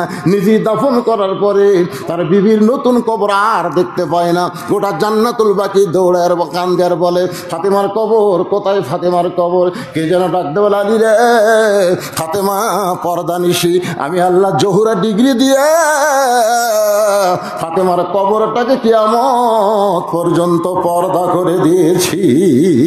সেই ফাতেমার কবর হলো জান্নাতুল বাকি মদিনায়।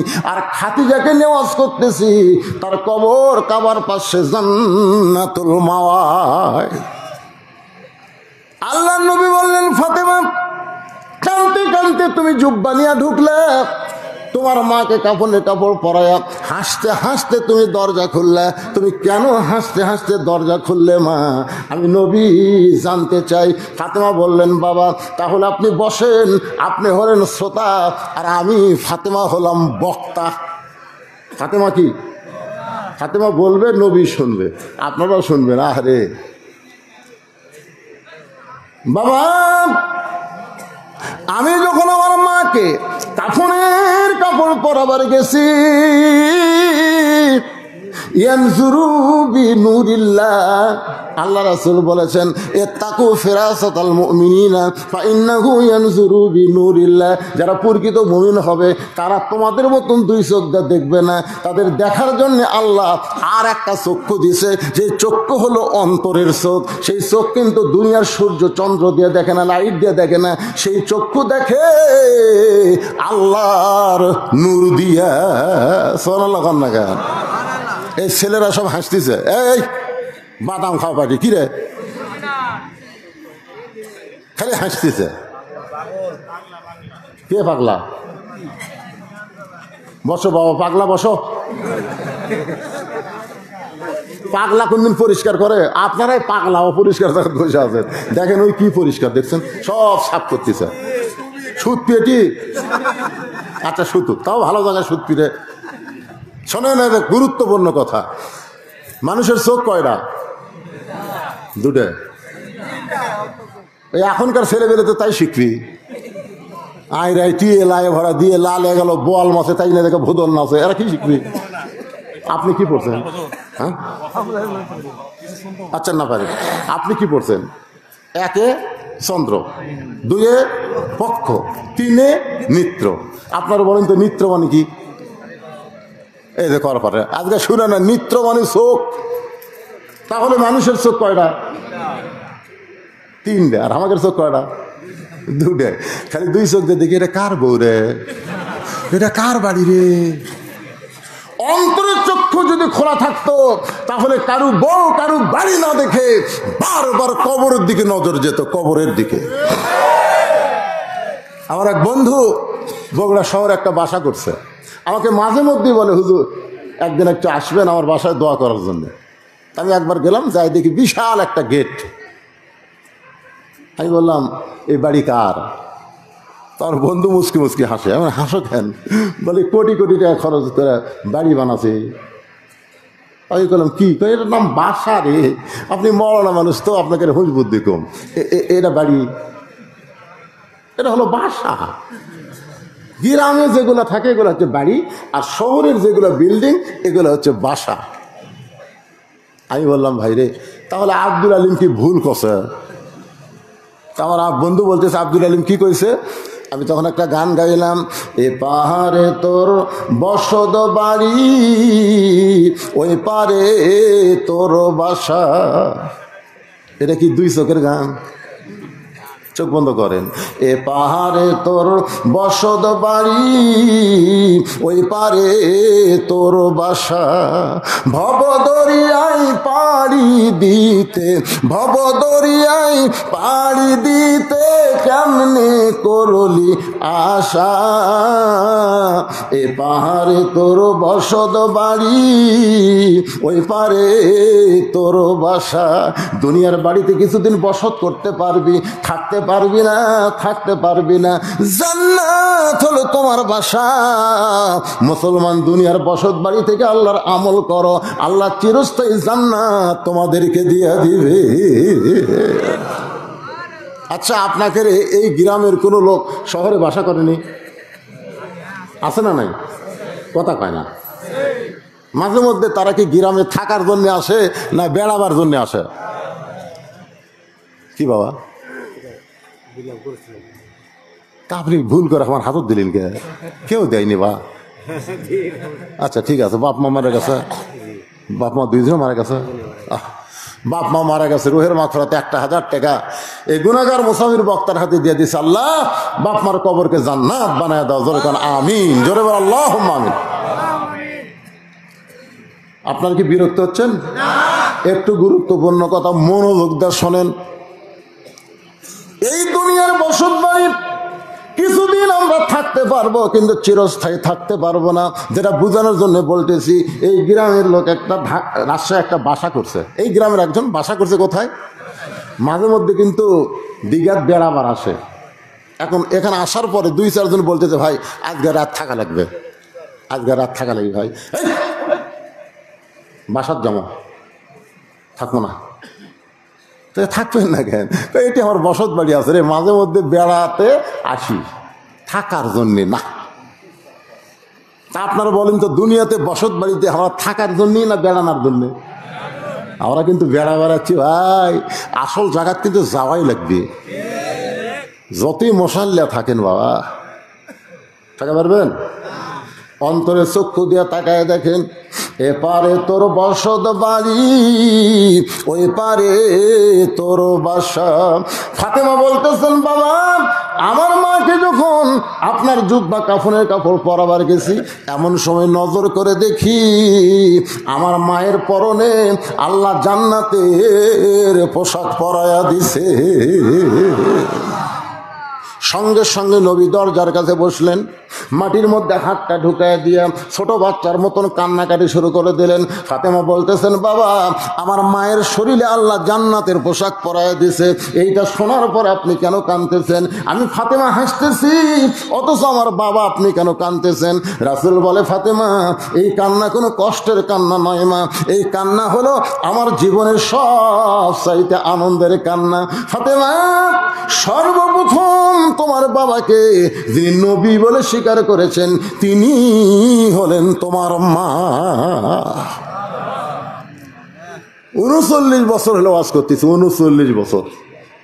আজও পর্যন্ত আমার বউ আমার হুজুর কয়নি, আজও পর্যন্ত কয়নি।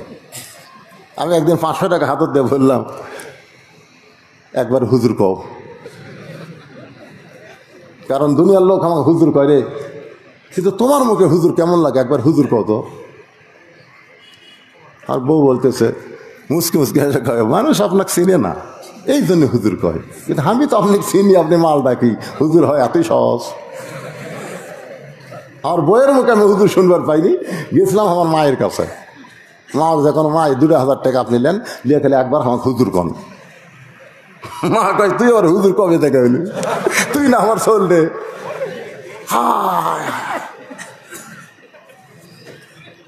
সর্বপ্রথম যিনি নবী বলে স্বীকার করেছেন তিনি হলেন নবীর বিবি। আল্লাহ সঙ্গে সঙ্গে আয়াত নাজিল করলেন, বউ যখন আপনাকে নবী বলে স্বীকার করছে তাহলে আপনাকে মানতে আর কোনো সমস্যা নাই। লাকাদ কানা লাকুম ফি রাসূলিল্লাহি উসওয়াতুন হাসানা, একমাত্র নবী ছাড়া অন্য কাউকে নিঃসন্দেহে মানা যাবে না। জোরে কোন কথা ঠিক, একমাত্র নবী ছাড়া। আমাদের বাংলাদেশে মিয়ারে হক লিয়া কি ফেতনা শুরু হলো। কিছুদিন আগে তারাবি 20 রাকাত না 8 রাকাত, এই লিয়া ফেতনা শুরু হলো। অত ফেতনা কেন? আল্লাহ কোরআনে ডাইরেক্ট বলেছেন, আতিউল্লাহ ওয়া আতিউর রাসূল ওয়া উলিল আমরি মিনকুম। এখানে আল্লাহ বলতে পারতেন আতিউল্লাহ ওয়া আতিউর রাসূল ওয়া আতিউ উলিল আমরি মিনকুম। ও আতিউ কেন বললেন না? কারণ উলিল আমরকে তোমরা কতক্ষণ মানবা? যতক্ষণ উলিল আমর নবী রাসূলের তরিকা মোতাবেক থাকবে। মনে করেন ইমাম সাহেব যদি আসরের 4 রাকাত নামাজ 2 রাকাত বসিছে, 3 রাকাত আবার হচ্ছে, তখন আপনারা কি বলবেন? হুজুর যা করবি তাই, এতদিন 4 রাকাত পড়াছে, 3 রাকাতে সালাম ফিরাই, তাই তুমি যত বড় হুজুর হও আমরা তোমাকে ইক্তেদা ততক্ষণ পর্যন্ত করব যতক্ষণ তুমি নবীর তরিকা মোতাবেক নামাজ পড়াবে। জোরে কর কথা ঠিক না? তুমি নবীর তরিকা ছাড়া তুমি 2 রাকাতে তো বসবে, আসরের 3 রাকাতে তো বসবে, তোমাকে বসে থাকবার দেব না। আল্লাহু আকবার কয়ে খাড়া কর্ম। জোরে কোন কথা ঠিক না? শুধু একজনকেই নিঃসন্দেহে মানা যাবে, যিনি হচ্ছেন আমাদের নবী। আল্লাহর বান্দার একটু খেয়াল করবেন, নবী আমার নিজের হাতে খাদিজাকে কবরের মধ্যে নামাই দিচ্ছেন। নবীর চোখ দিয়ে দর দর করে পানি পড়তেছে। আবু বকর বলে, ইয়া রাসূলুল্লাহ এমন করে যদি আপনি কান্দেন গো হুজুর, আমরা ধৈর্য ধরবো কেমনে? রাসূল বলে, আবু বকর আমি খাদিজাকে কবরের মধ্যে নামানোর সময় আমি আর নবী নাই রে, আমি হলাম হতভাগ্য একজন স্বামী। ও বকর সাহাবীরা শোনো, আমি কোনোদিন খাদিজাকে ডাক দিয়ে ঘুম থেকে চেতন করি নাই। আমি যাইতাম কোনোদিন গভীর রাত্রে, আবার ফিরে আসতাম শেষ রাত্রে, কোনোদিন 1টার সময়, কোনোদিন 2টার সময়, কোনোদিন 3টার সময়। কলেমার দাওয়াত দিয়ে যখন বাড়িতে আসতাম, দরজাতে দাঁড়ানোর সঙ্গে সঙ্গে খাদিজা দরজা খুলে দিত। আমি চমকে গিয়ে বলতাম, খাদিজা আপনার তো ডাকা লাগে না, আমি আসা মাত্রই দরজা খুলে দেন, আপনার চোখে কি ঘুম ধরে না? খাদিজা বলে, রাসূলুল্লাহ আপনি যখন কলেমার দাওয়াত দিবার বের হয়ে যান, আমি তখন দরজার কাছে দাঁড়িয়ে থাকি। হুজুর হুজুর আমি বিশ্বাস করি আপনি আবার দাওয়াত শেষ করে আপনার বিবির কাছে ফেরত আসবেন। আপনি হলেন নিষ্কাম্বর। যখন দরজার ওই পারে দাঁড়ান, সঙ্গে সঙ্গে আমি বুঝতে পারি আমার নবী এসেছে। আমি দরজা খুলে দেই। রাসূল বলে, খাদিজা তাহলে কি আপনি ঘুমাবেন না? খাদিজা বলে, হুজুর সেই দিন একলা ঘুমাবো যেদিন আমার মরণ হবে। রাসূল বলে, আবু বকর আজকে খাদিজা ঘুমায় গেছে রে, আমি নবী ঘুমাবার পারি নাই। এই কথা মনে হয় চোখ দিয়ে দর দর করে পানি পড়তেছে। কবরে মাটি দেওয়ার পর সবাই যখন কবর থেকে চলে যায়, আল্লাহ নবী খাদিজার কবর ছাড়েন না। ঘন্টার পর ঘন্টা কবরের পাশে দাঁড়িয়ে থাকেন। এক সময় আল্লাহ বলে, হাবিব সমস্ত সাহাবীরা কবর ছেড়ে চলে গেল, আপনি কেন খাদিজার কবর ছাড়েন না? রাসূল বলে, আল্লাহ খাদিজার কবরে কি মুনকির নাকির পাঠাবেন না? মুনকির নাকির তিনটা প্রশ্ন করবে, আমার খাদিজা উত্তর দিবার পারবে না। আমি একটু খাদিজার পক্ষে উত্তর দিবার চাই। আল্লাহ বলে, হাবিব রে শুধু খাদিজা নয়, আমার সমস্ত বান্দা যারা কবরে আসবে তাদেরকে মুনকির নাকিরের প্রশ্নের উত্তর দেওয়া লাগবে না। না, এই যে আপনারা যদি যান, শোনেন, মুনকির নাকির এসে বলবে মান রব্বুকা, তোমার রবকে, তখন আপনার নামাজ, আপনি তো ঘুমের মধ্যে থাকবেন, আপনার নামাজ খারাপ হবে। মুনকির নাকির, কাকে রব সম্পর্কে প্রশ্ন করিস? জানিস না এই লোকটা দৈনিক কয়বার নামাজ পড়ছে? তাহলে দৈনিক যদি 5 বার 5 ওয়াক্ত ফরজ নামাজ পড়ে, নফল সুন্নত তো আছেই, তাহলে 10 বছর থেকে যে 70 বছরের মূল্য, কত ওয়াক্ত নামাজ পড়লো হিসাব দে। মুনকির নাকির হাগের খেয়াল করলি নাই তো প্রশ্ন করিস? যেই লোকটা মসজিদে গিয়ে নামাজের নিয়ত করার পরেই বলেছে আলহামদুলিল্লাহি রাব্বিল আলামিন, রুকুতে গিয়ে বলে সুবহানাল্লাহিল আযীম, সিজদায় গিয়ে বলে সুবহানাল্লাহিল আলা, এতবার রব রব করে এসে কবরত কেমন আরামত ঘুম দিছে, আবার রব। মুনকির নাকির কয়, আল্লাহ তোমার বান্দাক মান রব্বুকা প্রশ্ন করার সাথে সাথে নামাজ যে খেপা খেপছে, আমরা কি করব? আল্লাহ কয় যে নামাজ যে কবরে আছে তার 1 নম্বরের উত্তর হয়ে গেছে। বেনামাজি, ও বেনামাজি, খালি মরে দেখ, চাপা সোজা করে দিবি। ওই যে একটা গান আছে, ছোটবেলা শুনছি, এখন আর হয় না পারে।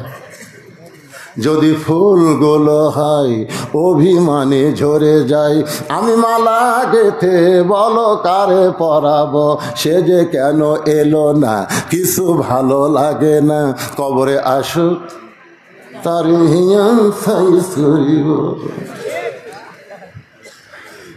2 নম্বর প্রশ্ন করবো, আমার দিন মামুনুল হকের দিন, আল্লাহ সাইদের দিন, আমির হামজার দিন। এই দিনকে বাংলাদেশে গালিব করার জন্য যারা ইসলামী আন্দোলন করতেছে, মাঝে মধ্যে পুলিশ তাদেরকে খোঁজে, চোর ডাকাত ছিনা টান করে ঘরে। আর কোরআনের দল যারা করে তারা বড় বিপদে আছে। যখন প্রশ্ন করবে আমার দিন ওকা, তোমার দিন কি, ইসলামী আন্দোলন বলবে মান সাআলাল্লাহু তাআলা আশ-শাহাদাতা বিসিদকিন বাল্লাগাহুল্লাহু মানাজিল আশ-শুহাদা ওয়া ইম্মা তাআলা ফিরাশি। রে মুনকির নাকির শোনো, চোর ডাকাত যখন সিনা টান করে ঘুরেছে, এই মানুষটা দিন কায়েমের জন্য আন্দোলন করার কারণে এর উপর জেল হয়েছে, রিমান্ড হয়েছে, এত কিছু করার পরে কবর আইছে, তাকে আবার আমার দিন ওকা প্রশ্ন করতেছ। ফেরেশতা বলে, আল্লাহ তোমার বান্দাকে দিনের প্রশ্ন করতে ইসলামী আন্দোলন যে খাবা খেপছে, আল্লাহ ডাকতে বলে ইসলামী আন্দোলনের কর্মী হইয়া যে কবরে আইছে তার 2 নম্বর প্রশ্নের উত্তর হইয়া গেছে। এখন 3য় প্রশ্ন হচ্ছে, আমার নাবিউকা, নবী দৌড়ে এসে বলবে, এই কি কাক নবী সম্পর্কে প্রশ্ন করতেছি, তার চেহারার দিকে তাকে দেখতো, কে রে আমার দাড়ি তোর। এক মেয়ে আমার কয়, হুজুর আমার স্বামী তো শাকিব খানের মতো সুন্দর, আমি যখন স্বামীরা বাইরে যাই রাস্তার মেয়েরা খালি আমার স্বামীর দিকে তাকা থাকে, হুজুর একটা দোয়া দেন তো, যে দোয়া আমল করলে আমার স্বামীর দিকে কোনো মেয়ে তাকাবি না। আমি তখন বললাম, মা দোয়া লাগবে না, তোমার স্বামী চাচা বানাও। মেয়েটা ছিলে, হুজুর কি করলেন, একটা আলেম মানুষের স্বামীর স্বামীকে চাচা কবার করছি, আমি চাচা বানাবার করছি, বানো। তো চাচা বানান লাগবে কিভাবে, আমি নিয়ম শিখে দিলাম। 3-4 মাসের মধ্যে ওর স্বামীর 4 আঙ্গুল দাঁড়িয়ে আছে। ওই এখন স্বামীরা বাইরে যায়, একটা মেয়ে মানুষ আর স্বামীর দিকে তাকায় না, কেউ তাকালে বলে চাচা আসসালামু আলাইকুম। হুজুর আমার সামনে যখন আমার স্বামী চাচা কয় আমার কলজা ভরে যায়। এই দাড়ি চাচা হইয়া নবীর সুন্নতের আমল কইরা ঢাকাতে তেলতলা ঘরে একদিনও পুলিশ ধরে না। দাড়ি টুপি দেখলি তার ব্যাগ শেষ করে, জোরে কোন কথা ঠিক কিনা? আমার নবীর সুন্নত আমল করার কারণে জিএমবি জঙ্গি মৌলবাদী ডিগ্রি এসেছে, দুনিয়াতে কত নির্যাতন হচ্ছে। আজকে কবরের মধ্যে এসে ওর নবীকে প্রশ্ন কেন করিস রে, ও নবী বলার আগে আমি নবী ওকে উম্মত বলে স্বীকার করে নিলাম। আপনি কি উত্তর দেওয়া লাগবে? কাম করে দান, আমল করে দান, উত্তর হয়ে যাবে। আল্লাহ বলে হাবিব খাদিজার প্রশ্নের উত্তর দেওয়ার জন্য আপনাকে কবরের পাশে কষ্ট করে থাকা লাগবে না। যেই খাদিজা দুনিয়াতে কবরকে স্মরণ করে এত কান্দা কানছে, খাদিজার চোখের পানিতে বালিশ ভিজায় গেছে, আমি আল্লাহ খাদিজার ওই চোখের পানিকে কবুল করে মুনকির নাকিরের উত্তর আমি আল্লাহ দিয়া দিলাম। আল্লাহ আমাদের সবাইকে কবরের পাথেও জোগাড় করে কবরে যাওয়ার তৌফিক দেখ। যেরকম আমি মোনাজাতের একটা গান গাই, গাবো? আগে গান গাবো, এটা এন্ডু কিশোরের, এন্ডু কিশোর আগে একটা গান গাবো। চলতে পথে 2 দিন থামিলাম যাবার কয়েকজন উঠে গেলে এই বাপ মা মরিনি গাই। গোরস্থানের মাহফিল সবচাইতে গুরুত্বপূর্ণ বিষয় হলো দোয়া। জোরে কোন কথা ঠিক কিনা? ওঠেন কেন? কি গানটা ভালো লাগতেছে না? চলতে পথে 2 দিন থামিলাম যাবার কালে একজন আরো দেখা না পাইলাম। প্রেসিডেন্ট জিল্লুর রহমান যখন মারা গেল তখন সব চ্যানেল আছিল, সব চ্যানেল। বঙ্গবন্ধু যখন মারা গেছে তখন তো আমরা জানি না তখন বললো কি করলো। জিয়াউর রহমান যখন মারা গেছিল তখন খালি টিভি আসছিল, একটাই টিভি। সব গ্রামে আবার টিভি আসলো না, কারেন্ট খুব একটা আসলো না, ওই কাঠের বাক্সের মতন একটা আসলো ইউনিয়ন পরিষদে একটা। জিয়াউর রহমান মরার খবর আমরা খুব একটা জানি না, কিন্তু জিল্লুর রহমান যখন বললো এটা কিন্তু আবার সব চ্যানেলে দেখালো। আমি নিজেই শুনছি, একজন মাইকলা বলতেছে, মাইক এরকম মুখে মাইকলা বলতেছে 5 স্তরের নিরাপত্তা, army, RAB, BJP, police, answer বাহিনী, তোমরা কি প্রস্তুত? আমি নিজেই শুনছি। তখন এরকম রাইফেলে ঠাস ঠাস করে গুলি করলো। তখন মুনকির নাকির বলতেছে আল্লাহ যে হারে নিরাপত্তা দেওয়া শুরু হলো আমরা কি ফেরত যাবো? আপনারা কি মনে করেন ওই গুলি থেকে মুনকির নাকির ফেরত যাবে? তাহলে চলতে পথে, সবাই বলেন, চলতে পথে 2 দিন থামিলাম যাবার কালে একজন আরো দেখা না পাইলাম। ও আমার সাদের মালা যাই রে ছিঁড়ে, রইব না আর বেশি দিন তোদের মাজারে। ডাক দিয়াছেন দয়াল বাদ্দা আল্লাহ কবেন, ডাক দিয়াছেন আল্লাহ আমারে, রইব না আর বেশি দিন তোদের মাজারে। এখন আসেন একটা গজল গাই। কিন্তু যেদিন ডাক পড়িবে কবর মাঝে যাইতে, জোগাড় কিছু করছো বন্ধু তার মাঝে বিছাইতে। ডানে কবর বামে কবর নিচে কবর আছে যে, ওপর দিকে চাইয়া দেখো বাঁশের ছাউনি দিছে কে। এমন আজাব দিবে রে ভাই, এমন আজাব দিবে রে ভাই কবরের ওই মাটিতে, গলা ফেটে রক্ত ঝরবে চিৎকারেরও চোটেতে। যে কোনো সময় আমার মৃত্যু হবে, যারা মারা গেছে তাদের জন্য দোয়া করব, আর যারা জীবিত আছি আমরা যেন মুসলমান হয়ে মরতে পারি। এজন্য সবাই ইস্তেগফার করেন, আস্তাগফিরুল্লাহাল্লাযী লা ইলাহা ইল্লা হুয়াল হাইয়ুল কাইয়্যুম ওয়া আতুবু ইলাইহি। একজন আল্লাহর বান্দা নাম হলো আব্দুল গনি 1000, রাজীব দিছে 1000, শাহিন 3000, নয়ন দিছে 1000, শাহানা দিছে 1000, আর জিয়া হিন্দু পাড়া কি পাড়া লিখছে এরা? আচ্ছা যাই হোক, 1000 টাকা দান করছে, আল্লাহ কবুল করেন। এগুলো আর বলা লাগবে না ভাই, বলা লাগবে কি দরকার? কারণ যখন আপনি লিখেছেন তার আগে আল্লাহ জান্নাতের খাতায় লেখাতে হচ্ছে। হ্যাঁ, বৃষ্টির জন্য দোয়া করো বারে, কিন্তু যারা ধান কাটতেছে আর আবার খেপে দেয়, বোঝেন না? আসলে আল্লাহ বড় বেকায়দাত আছে ভাই এই বাংলাদেশের জন্য। আজকে আমি ফেসবুকে লোড দিয়েছি, দেখবেন এক জায়গায় বৃষ্টির দোয়া আছে, এত জোরে পাথর পড়া শুরু হবে, বুঝলে, খালি শিল ঢোকা ঢপ মারতেছে, শুনলে আল্লাহ চাই না, আমরা চাই না, আল্লাহ চাই না, আল্লাহ। কি করবেন কন? তো এখন যে ধান কাটা শুরু হয়ে গেছে, এই সময় বৃষ্টি হলে, বৃষ্টি বৈশাখের বৃষ্টিতে খালি হয় না, কিন্তু সাইজ হয়ে আসে, ধরে কেন ঠিক কিনা? তা ঠিক আছে, আমরা দোয়া করবো, অবশ্যই দোয়া করবো, সবার জন্য সবার দোয়া হবে ইনশাআল্লাহ। কিসে আমার হাতে তাও দেবে? এই মোনাজারটা আপনার ভাঙ্গে দিবেন, যত আদায় আগেকার বক্তারে করে নেবেন। শেষকার বক্তা খালি ওয়াজের জন্য থবেন আর গামছার জন্য, গামছা দেওয়া হয়ে গেছে। যদি কেউ আপনারা দিবার চান, ভাই বলতেছে যদি কেউ দিবার চায় দিবেন, আপনারা কি দিবেন না? কবে দান করবেন? মরার পরে? মনে করছেন আমি মরে গেলে বেটা দিবি? কোনো দিনে দিবে না। দানটা নিজের জিনিস নিজেই করতে হবে। আল্লাহুম্মা আমিন, আল্লাহুম্মা আনতাস সালাম ওয়া মিনকাস সালাম, তাবারাকতা ইয়া যাল জালালি ওয়াল ইকরাম। মাবুদ, গভীর রাত পর্যন্ত তোমার পাগল বান্দা বান্দিরা আরামের বাড়ি ঘুমকে বাদ দিয়া কোরআন হাদিসের মহব্বত করে যার মধ্যে নিয়া এই জান্নাতের বাগানে বসে বসে কোরআন হাদিস আলোচনা শোনার শেষে আমি গুনাহগারের সঙ্গে রহমতের দরজায় ফকির হয়ে দোকানা হাত তুলেছে। মেহেরবানি করে আজকের মাহফিল আমাদের সকলের হেদায়েতের জন্যে, নাজাতের জন্যে, জান্নাতের জন্যে কবুল করো। এই মাহফিলের শুরু থেকে শেষ পর্যন্ত যত আলোচনা হয়েছে আল্লাহ, এর মধ্যে যদি ত্রুটি হয়, ভুল হয়, মাফ করে দিও। এর যা হাদিয়া মঞ্জুর করো, সোনার মদিনায় নবী পাকের রওজা মুবারকে আল্লাহ কবুল করে নাও।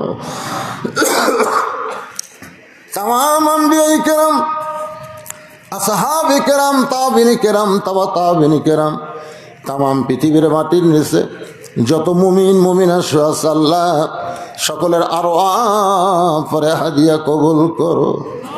মাবুদ, এই দীঘা গোরস্থানে যত মুর্দা শুয়ে আছে আল্লাহ সকলের কবরকে জান্নাতের টুকরা বানিয়ে দাও। আমরা যারা হাত তুলেছি আমাদের মধ্যে জনম দুঃখনী মা যাদের কবরে চলে গেছে, ছোট্ট একটা শব্দ হলো মা, এ নামের মধ্যে কি মধু, যাদের মা নাই তারাই বুঝতেছে। এই দরদের মা যাদের কবরে গেছে আল্লাহ মেহেরবানি করে মায়ের কবর জান্নাতের টুকরা বানিয়ে দাও। বাবার বাড়ি ঘর সবই আছে, দরদি বাবা আমাদের যাদের কবরে চলে গেছে আল্লাহ বাবার কবরকে জান্নাতের টুকরা বানিয়ে দাও।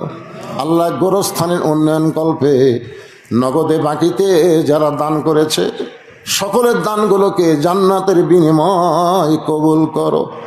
মাবুদ, আজকের মাহফিলের সম্মানিত সভাপতিকে আল্লাহ তুমি কবুল করো। প্রধান অতিথি, বিশেষ অতিথি, বিশেষ করে উপজেলা চেয়ারম্যান সাহেব সহ ইউনিয়ন পরিষদের চেয়ারম্যান, বিশেষ অতিথি বিন্দুদের আল্লাহ তুমি কবুল করো। আয় আল্লাহ, এই গোরস্থান কমিটির সভাপতি, সহসভাপতি, সেক্রেটারি, কেশিয়ার, কত কষ্ট করে আজকের মাহফিল যারা করলো আল্লাহ সকলকেই জান্নাতি কবুল করো। মাবুদ, আমার মা বোনেরা পর্দার অন্তরাল থেকে আওয়াজ শুনেছে, আবিদা সালিহা পর্দা নিশি কবুল করে মা ফাতেমার চরিত্র দান করে দাও। আমরা অসুস্থ যারা আছি আল্লাহ সুস্থতার নিয়ামত দান করো। ও মাবুদ, আজকে ফিলিস্তিনের মুসলমান তোমার ঘর মসজিদের জন্যে অকাতরে জীবন দেয়, আল্লাহ জীবন দেওয়াকে শহীদি কবুল করো। আহত অবস্থায় যারা হাসপাতালে সুস্থতার নিয়ামত দান করো। আল্লাহ বাংলাদেশে সবুজ শ্যামল বাংলাদেশ, যে দেশে একটা পাখি উড়ে যাওয়ার সময় পায়খানা করলে ওই পায়খানা জমিনে পড়ে 7 দিন পর পায়খানা থেকে একটা গাছ হয়ে যায়। সেই বাংলাদেশ মরুভূমি হোক, আমরা চাই না আল্লাহ আমরা পাপী হতে পারি। আমাদের বাংলাদেশে তুমি রহমতের বৃষ্টি বর্ষণ করো মাবুদ। যেই বৃষ্টি হলে কোনো ক্ষতি হবে না সেই বৃষ্টি আমরা তোমার কাছে কামনা করি। আল্লাহ আসমানের বালা আসমানে নাও, জমিনের বালা জমিনে ডাবায় দাও। প্রত্যেক বছর এমন করে কোরআনের মাহফিল যেন করতে পারে এই দীঘাবাসীদের আল্লাহ তুমি তৌফিক দাও। আল্লাহ আল্লাহ আমার জন্য দোয়া ফিরাই দেন আল্লাহ। এতগুলো মানুষের মধ্যে যার 2 হাত পছন্দ করেন সেই 2 হাতের ওসিলে আজকের গোটা মাহফিলকে কবুল করে মৃত্যুর সময় আমাদের জবানে আপনি জারি করে দিবেন লা ইলাহা ইল্লাল্লাহু মুহাম্মাদুর রাসূলুল্লাহ।